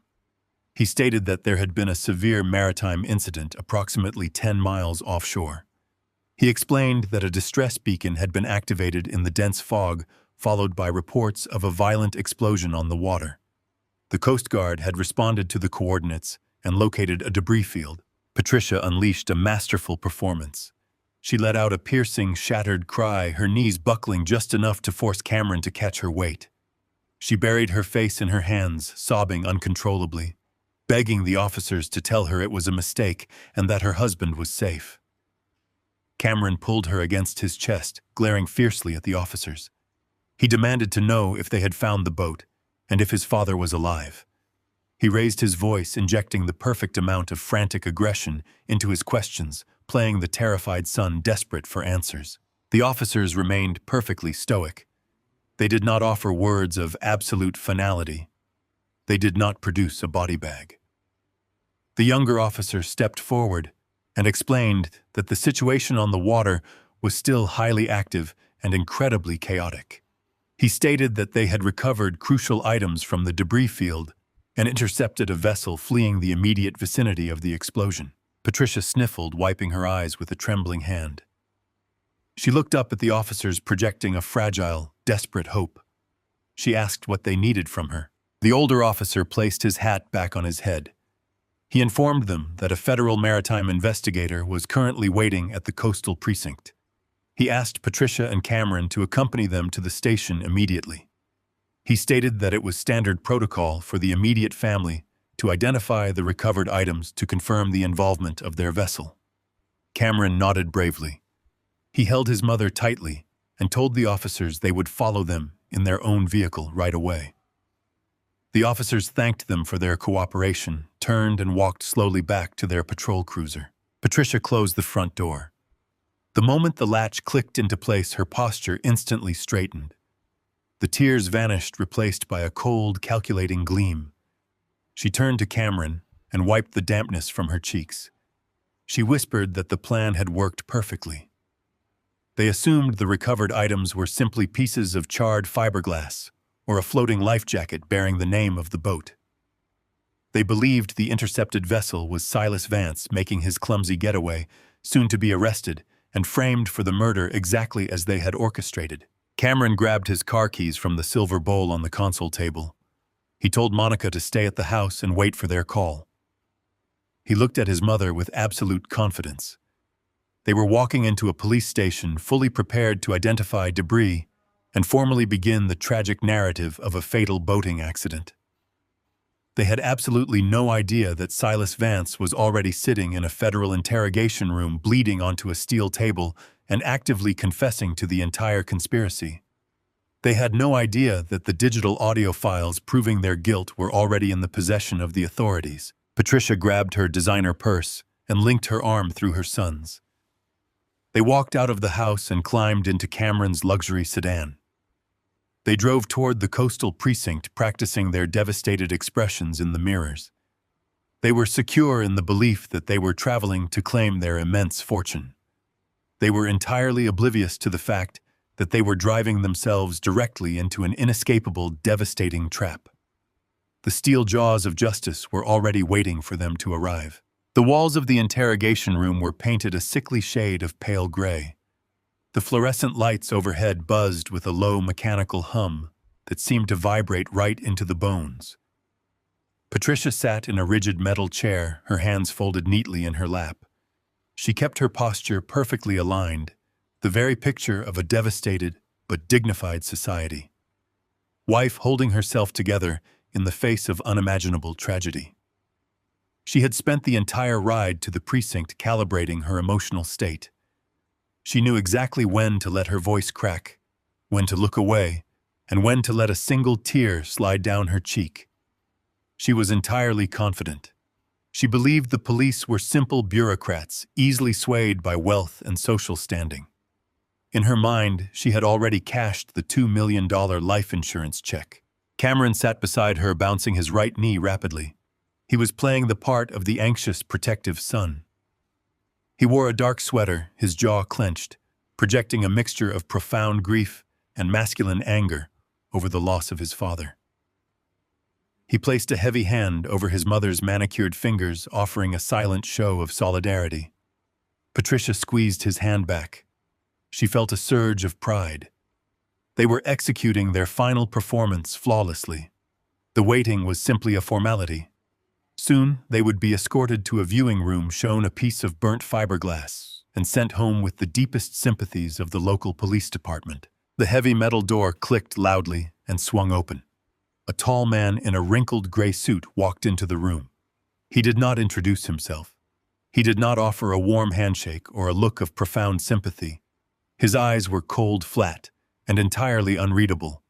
He carried a large cardboard evidence box and a sleek silver laptop under his left arm.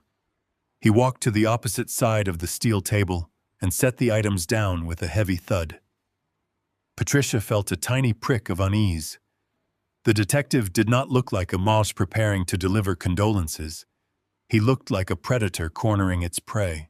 The detective pulled a pair of latex gloves from his pocket and snapped them over his wrists. He reached into the cardboard box and retrieved a large sealed plastic evidence bag. He laid it flat in the center of the steel table directly under the harsh fluorescent glare.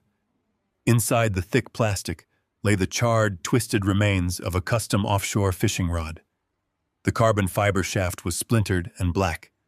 The heavy reel housing was blown completely apart, leaving only jagged, melted metal and scorched wire. Patricia immediately launched into her rehearsed routine. She let out a sharp, breathless gasp and covered her mouth with both hands. She squeezed her eyes shut, forcing a steady stream of tears to spill down her perfectly powdered cheeks. She let out a soft, broken sob. She leaned forward, staring at the ruined fishing rod as if it were a sacred relic. She whispered that Alan had loved that rod. She said it was his favorite piece of gear, the one he always took when he wanted to find peace on the water. Her performance was a masterpiece of manufactured heartbreak. Cameron jumped into action right on cue. He wrapped his arms around his mother, pulling her back against his chest. He glared at the detective with fiery indignation. He demanded to know what had happened to his father. He yelled that this was a cruel way to treat a grieving family. He asked if there had been a fuel leak or an engine fire. He insisted that the authorities tell them everything immediately so they could begin to process this terrible accident. The detective did not flinch. He did not apologize. He stood with his hands resting on the edge of the table, letting the silence stretch out until it became deeply uncomfortable. He watched Patricia dab her eyes with a silk handkerchief. He watched Cameron posture and shout. Then he spoke in a voice entirely devoid of emotion. He told them that they were absolutely right about the tragedy, but they were entirely wrong about the accident. Patricia lowered her handkerchief. A cold knot formed in the pit of her stomach. The detective reached out and pulled the sleek silver laptop toward him. He opened the screen, hit a few keys, and swiveled the device around so it directly faced the mother and son. He explained that Alan was an incredibly meticulous man. He stated that Alan had recently upgraded the security on his vessel, installing 4 hidden military-grade micro-cameras that recorded directly to a fireproof, waterproof solid-state drive bolted beneath the deck. He explained that the Coast Guard had recovered this drive completely intact. The color began to drain from Patricia's face. The pristine high-definition video filled the laptop screen. It showed the rear deck of Alan's boat rocking gently in the heavy gray fog. Patricia recognized the custom fishing rod resting perfectly in the starboard holder. Then the video captured a sleek black interceptor boat violently ramming the hull. The sound of tearing fiberglass ripped through the small speakers of the laptop. Cameron stopped bouncing his knee. He stared at the screen, his mouth falling open in silent horror. The camera feed showed a massive figure vaulting over the railing onto the deck. It was Silas Vance. He wore dark tactical gear and held a high-caliber pistol fitted with a long sound suppressor. Patricia felt the air vanish from her lungs. She watched the man she had hired to murder her husband sweep the boat with a deadly professional grace. The video clearly captured Silas's face, his identifying tattoos, and his heavily armed posture. He was not a random boater. He was an assassin caught on camera. The video showed Silas realizing the deck was empty. It showed his confusion turning into brutal frustration. Then the audio feed crackled to life. Alan's voice echoed across the deck through the boat's public address system. Patricia listened in absolute terror as her husband's voice filled the interrogation room. Alan spoke to Silas directly, proving he was watching from the safety of the reinforced cabin. But the true devastation came next. Alan played an audio recording over the boat speakers. Patricia heard her own voice bouncing across the gray ocean on the video. She heard herself mocking Silas Vance. She heard herself calling the hitman a disposable harbor rat. She heard herself explicitly detailing the plan to let Silas take the fall for the murder so she could collect the $2 million insurance payout. Patricia could not breathe. Her heart hammered against her ribs like a trapped bird. The room started to spin. She watched the screen as Silas Vance reacted to her recorded betrayal. She watched the assassin scream in fury. She watched him smash his gun against the fishing rod, accidentally triggering the micro-explosive. The screen flashed white, followed by the chaotic aftermath of the blast. The detective hit the spacebar, pausing the video on a freeze frame of the smoking deck.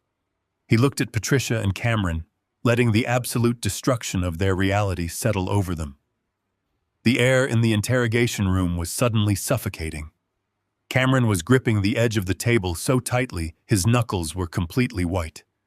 He was breathing in short, rapid gasps, his eyes darting frantically around the windowless room. The detective opened a second digital file. He told them that the Coast Guard had arrived within minutes of the explosion. He explained that they had pulled Silas Vance from the sinking deck and placed him under federal arrest. The screen flickered to life again. This time, the video showed a sterile medical bay aboard a Coast Guard cutter. Silas Vance sat on an examination table, his hands wrapped in bloody gauze. He was surrounded by federal maritime investigators. Silas looked directly into the lens of the recording camera. His face was twisted in a mask of agonizing pain and vengeful fury. He began to speak, and every word was a nail in Patricia's coffin. The hitman confessed to everything.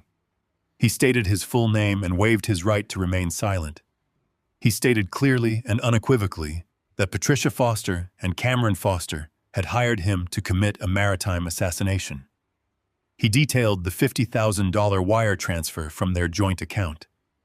He described the exact meetings they held to plan the operation. He explained the explosive charge hidden inside the fishing reel.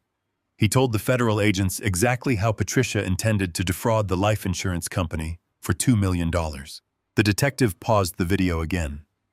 The silence in the interrogation room was absolute and terrifying. The performance of the grieving widow was entirely shattered. The facade of the protective sun had burned to the ground. Patricia stared at the frozen image of Silas Vance on the laptop screen. Her meticulously constructed empire of lies, manipulation, and greed had collapsed in a matter of minutes. She had believed she was an untouchable genius, orchestrating a flawless crime. Instead, she had walked blindly into a masterfully designed trap built by the very man she had tried to exterminate. Cameron finally broke. He pushed his chair back violently, the metal legs screeching against the floor. He began to stammer, shaking his head rapidly. He pointed a trembling finger at the laptop screen. He yelled that it was all a lie, that the man on the video was insane, and that they were completely innocent. He looked at the detective, his voice pitching higher in pure, unadulterated panic. He begged the detective to listen to reason, claiming this was a setup orchestrated by his father to frame them. The detective stood up slowly. His towering frame cast a long, dark shadow over the metal table. He looked down at Cameron with an expression of total disgust. He did not raise his voice. He did not yell. He spoke with the chilling, definitive authority of the law. He told Cameron to sit down and close his mouth. Patricia felt a cold sweat break out across the back of her neck. She looked up at the detective, her arrogant mask entirely stripped away. She opened her mouth to speak, to try and spin one final desperate lie to save herself, but no words came out. Her throat was entirely dry. She was staring into the abyss of her own making. The detective reached to his belt and unclipped a pair of heavy steel handcuffs. He let the metal links clink loudly against the table. He looked directly into Patricia's wide, terrified eyes. He informed them that they were not brought to the precinct to identify maritime debris or to collect a death certificate.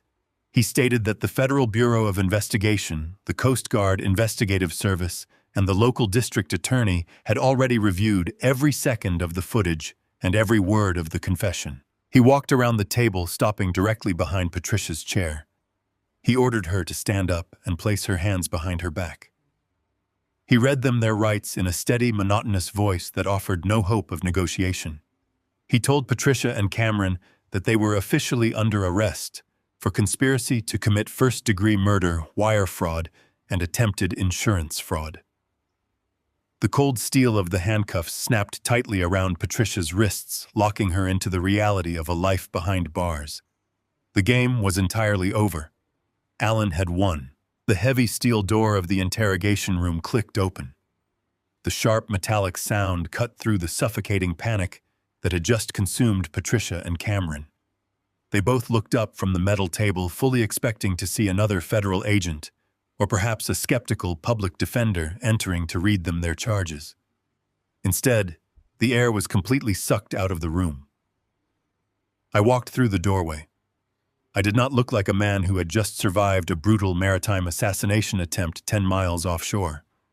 I wore a perfectly tailored charcoal suit, a crisp white shirt, and a dark tie.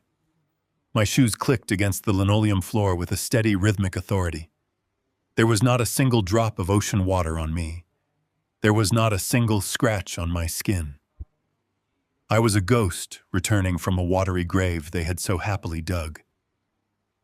Vincent Reed walked closely beside me, carrying a thick leather briefcase. Patricia stared at me, her mind completely fractured.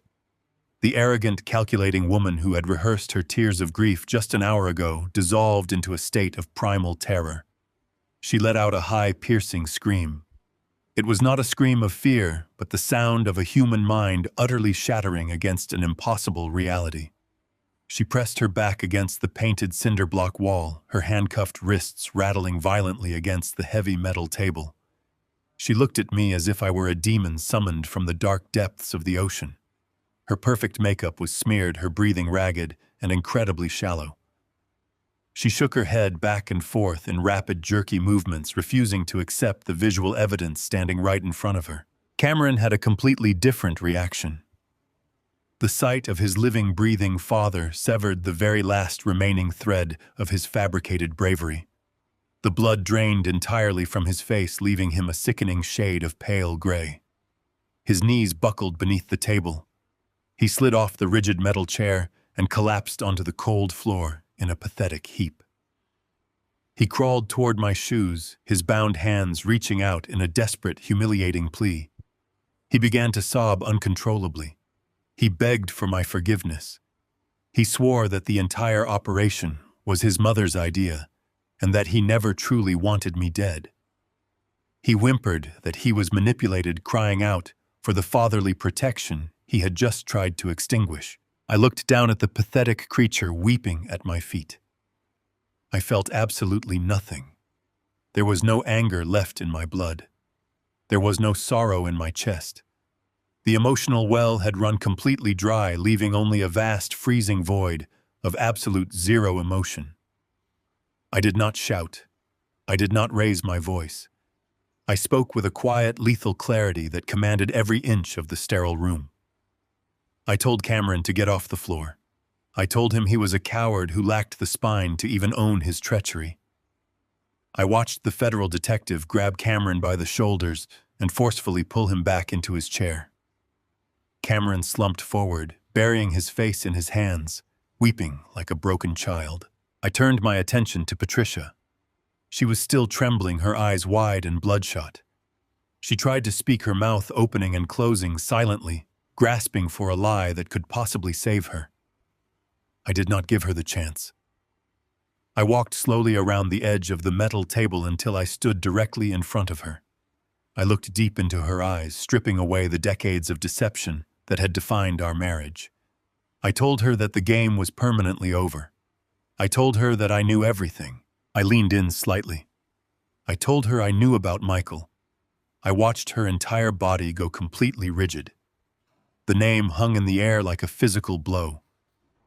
I explained that I knew she had taken my older brother's boat to the harbor 20 years ago.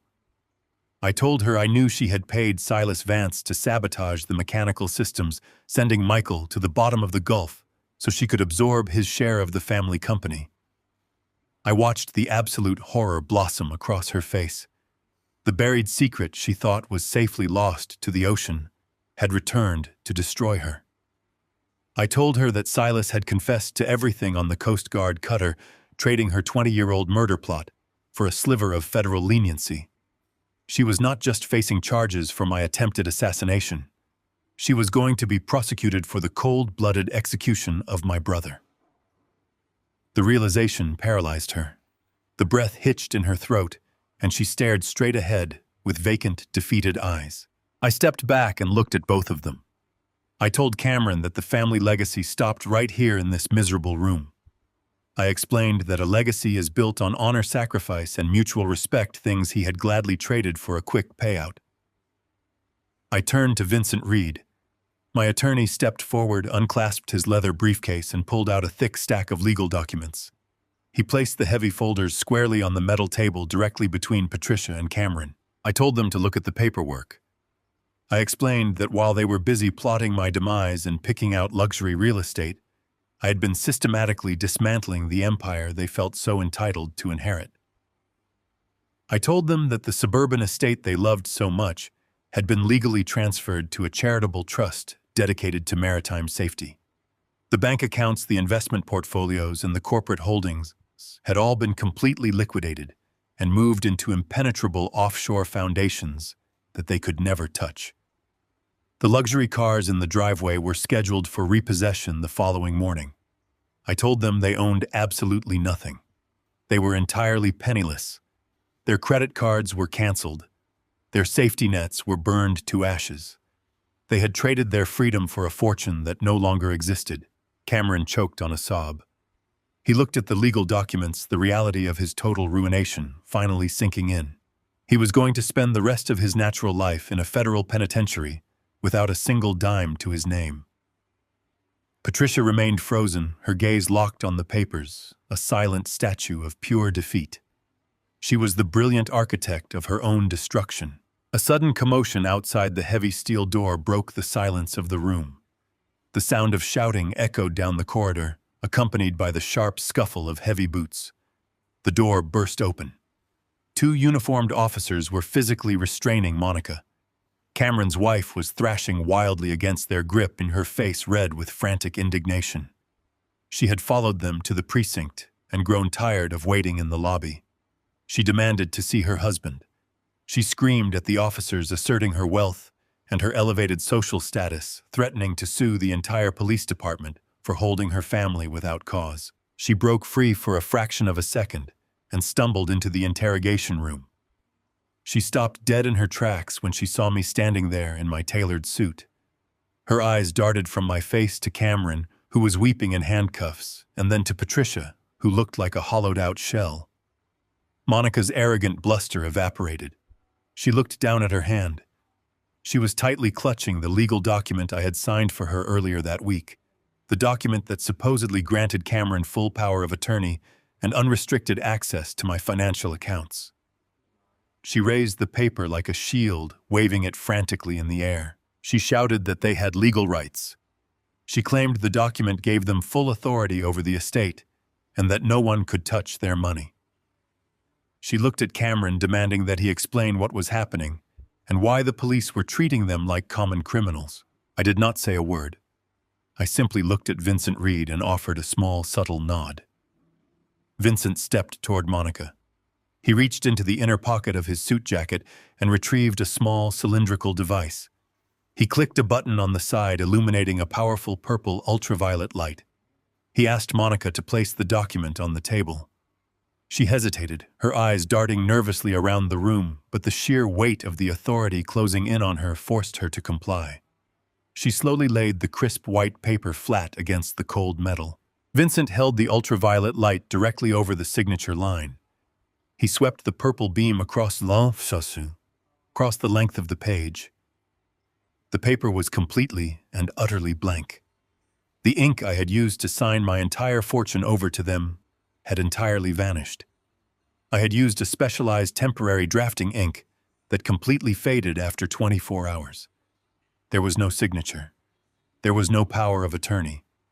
The document was nothing more than a worthless piece of blank stationery. Monica stared at the empty page. Her breathing stopped. She reached out and touched the paper, her fingers brushing over the blank space where my name had been just days ago. She looked at me, her eyes wide with total comprehension. I told her that she was legally tied to a man who possessed nothing but a massive amount of debt and an impending life sentence for conspiracy to commit murder. I told her she was entirely broke. The crushing weight of reality finally broke her. Monica let out a long, devastated wail. She collapsed to her knees right there in the precinct, clutching the blank paper to her chest, realizing that her entire future of luxury and privilege had just evaporated into thin air. The federal detective signaled to the uniformed officers. They stepped forward, lifting Monica from the floor and escorting her out of the room. She did not fight them this time. She walked like a ghost, leaving a trail of shattered dreams behind her. I turned back to the metal table. Patricia and Cameron were silent. The magnitude of their failure was absolute. They had tried to send me to the bottom of the ocean to feed their insatiable greed. Instead, they had handed me the exact tools I needed to strip them of their freedom, their wealth, and their dignity. I looked at the two strangers sitting in handcuffs. I told them I would never see them again.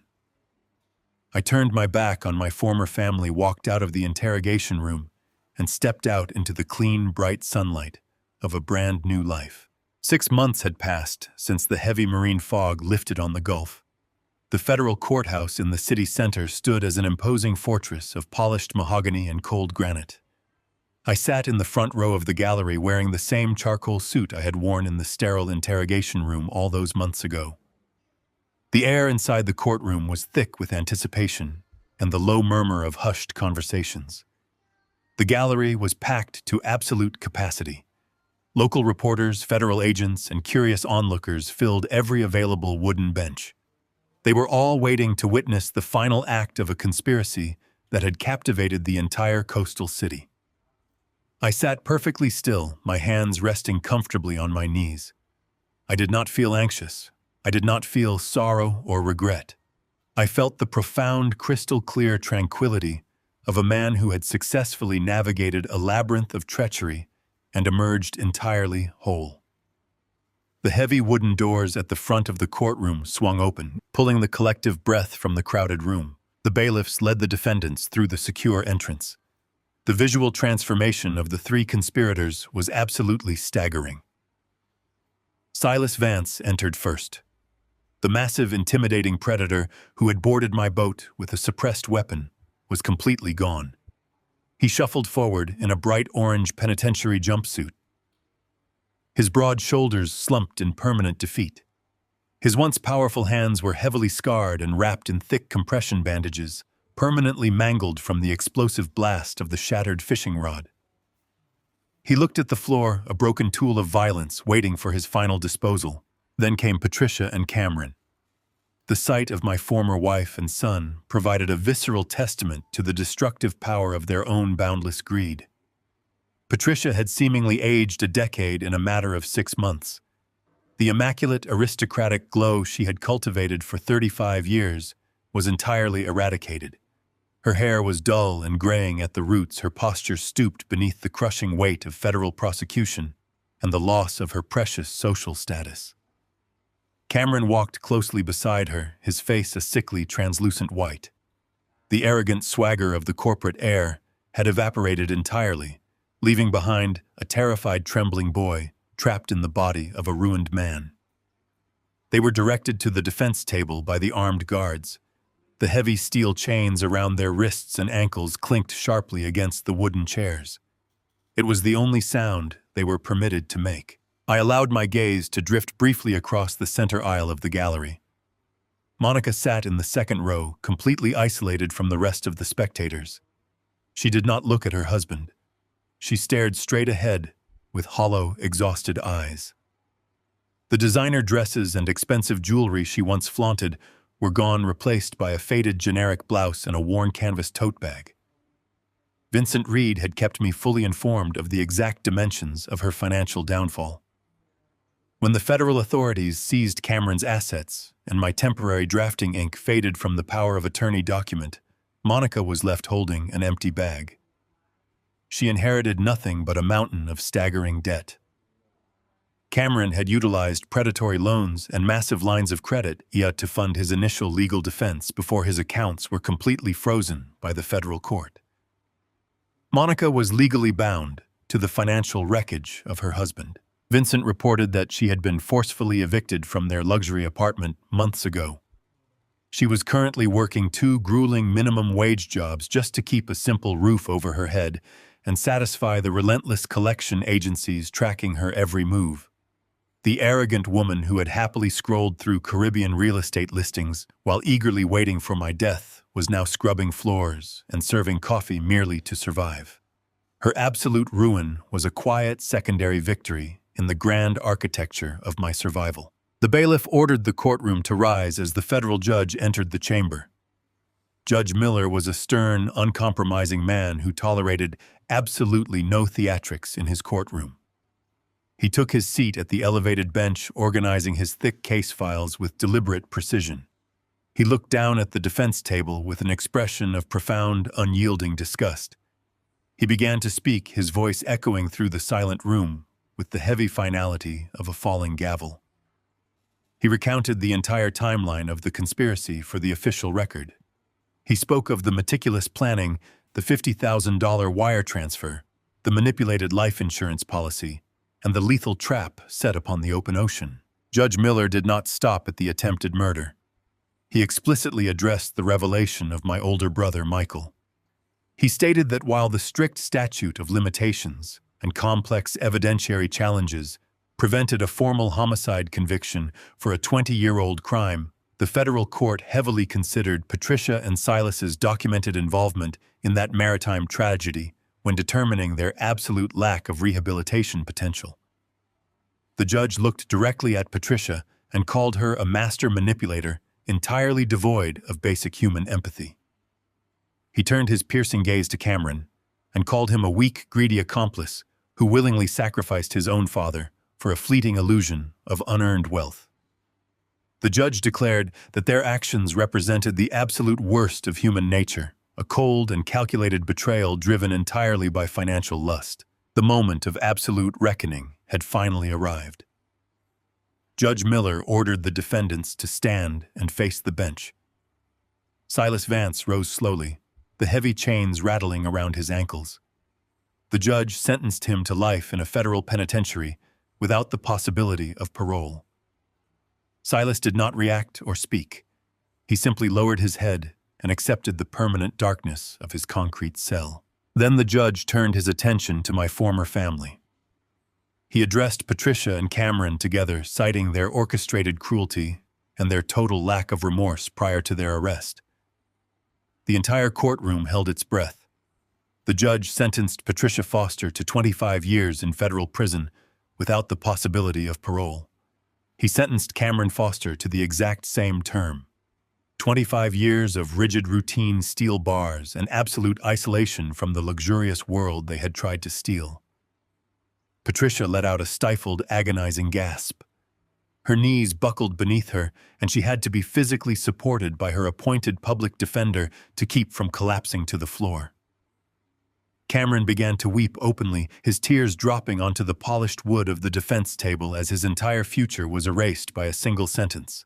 The judge struck the sounding block with a sharp, echoing crack. The trial was officially over. The federal marshals moved in immediately to escort the prisoners back to the holding cells. As they were turned away from the bench, the armed guards guided them down the center aisle, leading them directly past the wooden bench where I sat in the front row. The procession slowed slightly as they reached my position. Silas Vance walked past without lifting his eyes, entirely broken by the weight of his life sentence. But Patricia and Cameron stopped. The marshals allowed a brief, incredibly tense hesitation.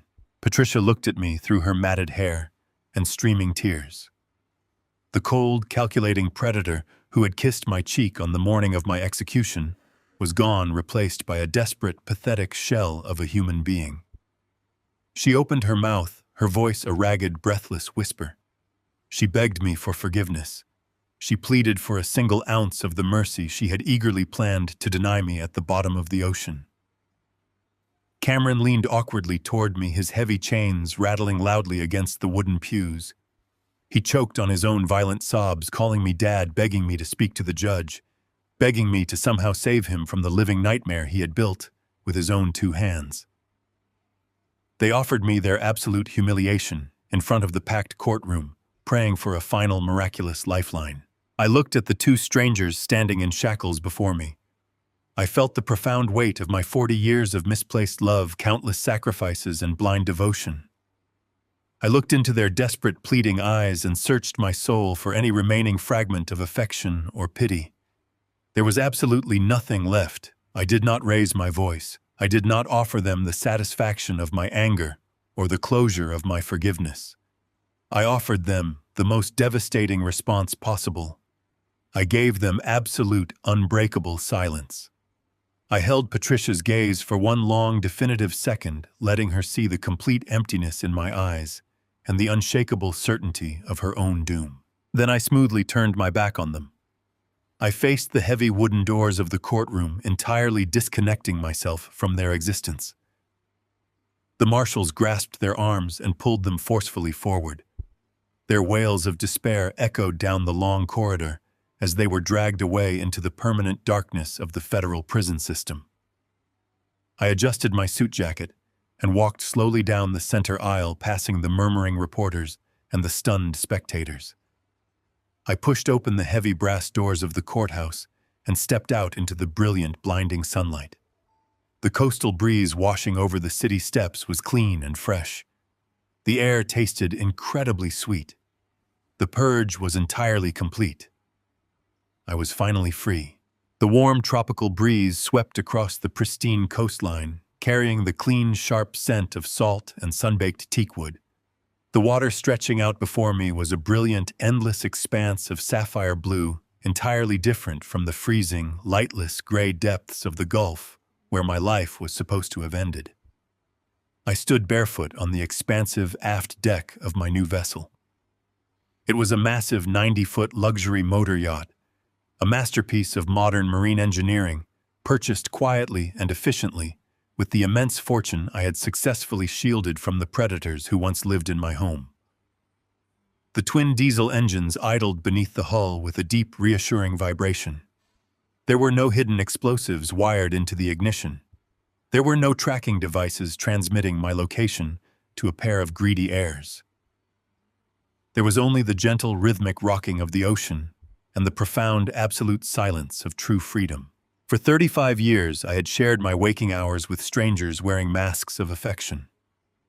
I had slept beside a woman who looked at me not as a husband, but as an appreciating asset waiting to be liquidated. I had poured my heart, my resources, and my energy into raising a son who viewed my continued existence as a frustrating delay to his own unearned coronation. My former home had been a battlefield, disguised as a sanctuary, a place where every smile was a calculated transaction, and every kind word was a deposit toward a future withdrawal. Standing here on the sunlit deck, miles away from the courtroom and the concrete cells that now held them, the sheer weight of their absence was a physical relief. It felt as though I had been carrying a suffocating burden on my shoulders for decades, only to finally set it down and take my first genuine breath of fresh air. I walked slowly to the stern railing, my hands entirely steady. I was not holding the state-of-the-art carbon fiber fishing rod that had nearly sent me to a watery grave. That cursed object rested in an evidence locker, an artifact of their failed treachery. Instead, I gripped a simple, beautifully aged wooden fishing rod. The cork handle was worn smooth, shaped by years of use, and the varnished wood carried the tiny nicks and scratches of countless weekends spent on the water. It was not expensive, and it possessed no modern technological enhancements, but it was the most valuable item I owned. It had belonged to my older brother, Michael. I ran my thumb over the worn cork, feeling the history embedded in the grip. Michael had taught me how to fish when we were children, standing on muddy riverbanks and dreaming of the open ocean. He had been a man of profound integrity, a builder who believed in the value of honest labor and unwavering loyalty. His supposed accidental drowning 20 years ago had fractured my world, leaving me to navigate the treacherous waters of corporate success entirely alone. I had spent 2 decades mourning a tragedy of the sea, completely blind to the fact that his death was the foundational sin of my own marriage. Patricia had orchestrated his demise with the same cold, calculating efficiency she had later applied to me, using Silas Vance to clear her path to the family empire. She had stolen my brother, and she had stolen the truth. But the truth, no matter how deeply it is submerged, inevitably fights its way back to the surface. Michael's murder had been the ultimate catalyst for my survival.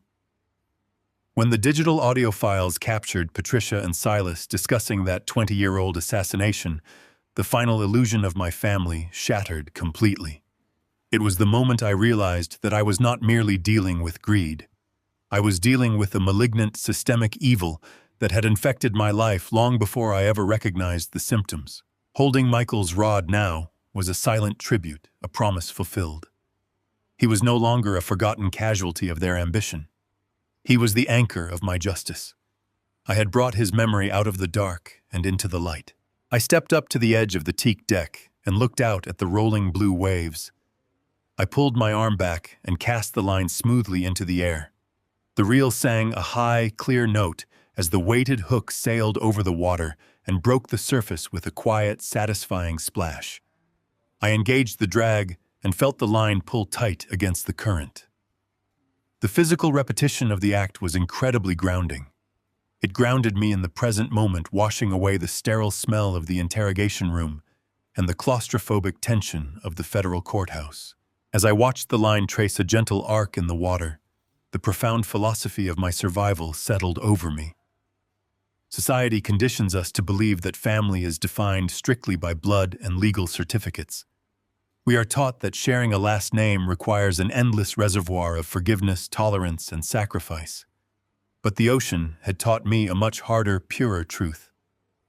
Family is not biology. Family is loyalty. It is the unwavering commitment to protect, respect, and honor the people who share your life. Patricia and Cameron possessed my name and my resources, but they possessed zero loyalty.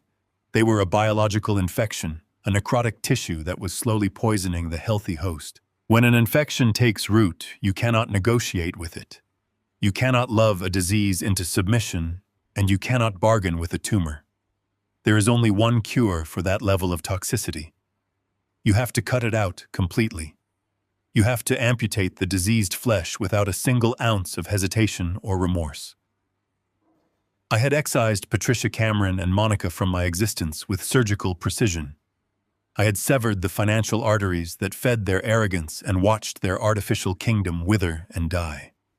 The process had been agonizing, tearing away the foundation of everything I thought I knew. But the amputation had successfully saved my life. The afternoon sun began its slow descent toward the western horizon. The sky transformed into a breathtaking canvas of burning orange, deep crimson, and soft violet. The vibrant colors reflected off the surface of the ocean, turning the water into a sea of liquid fire. The coastal breeze picked up, catching my hair and cooling my skin. I took a deep breath, letting the pure, untainted air fill my lungs completely. I looked down at the wooden rod in my hands, feeling the gentle tug of the ocean current pulling at the line. For the first time in 35 years, my pulse was steady. For the first time since my brother passed, my mind was entirely quiet. There were no corporate emergencies to manage, no hostile takeovers to thwart, and absolutely no vipers waiting in the shadows of my own dining room to strike. The vast, empty horizon stretched out before me, offering nothing but endless possibility and absolute tranquility. I allowed a genuine, unrestricted smile to spread across my face. The war was over. The purge was a complete success. I gripped the worn cork handle a little tighter, watching the brilliant sunset bleed into the water. My true retirement had finally begun. True wealth is never measured by the balances in a bank account or the square footage of a suburban estate. It is measured by the absolute peace of mind that comes from surrounding yourself with genuine loyalty and removing those who view your kindness as a weakness to be exploited. Family is an action, not an obligation, tied to a birth certificate. When those closest to you choose greed over love, the most powerful and necessary act of self-preservation is to walk away and let them drown in the consequences of their own making. If you enjoyed this story of justice and survival, please leave a comment below, sharing your thoughts on loyalty, and subscribe for more life stories.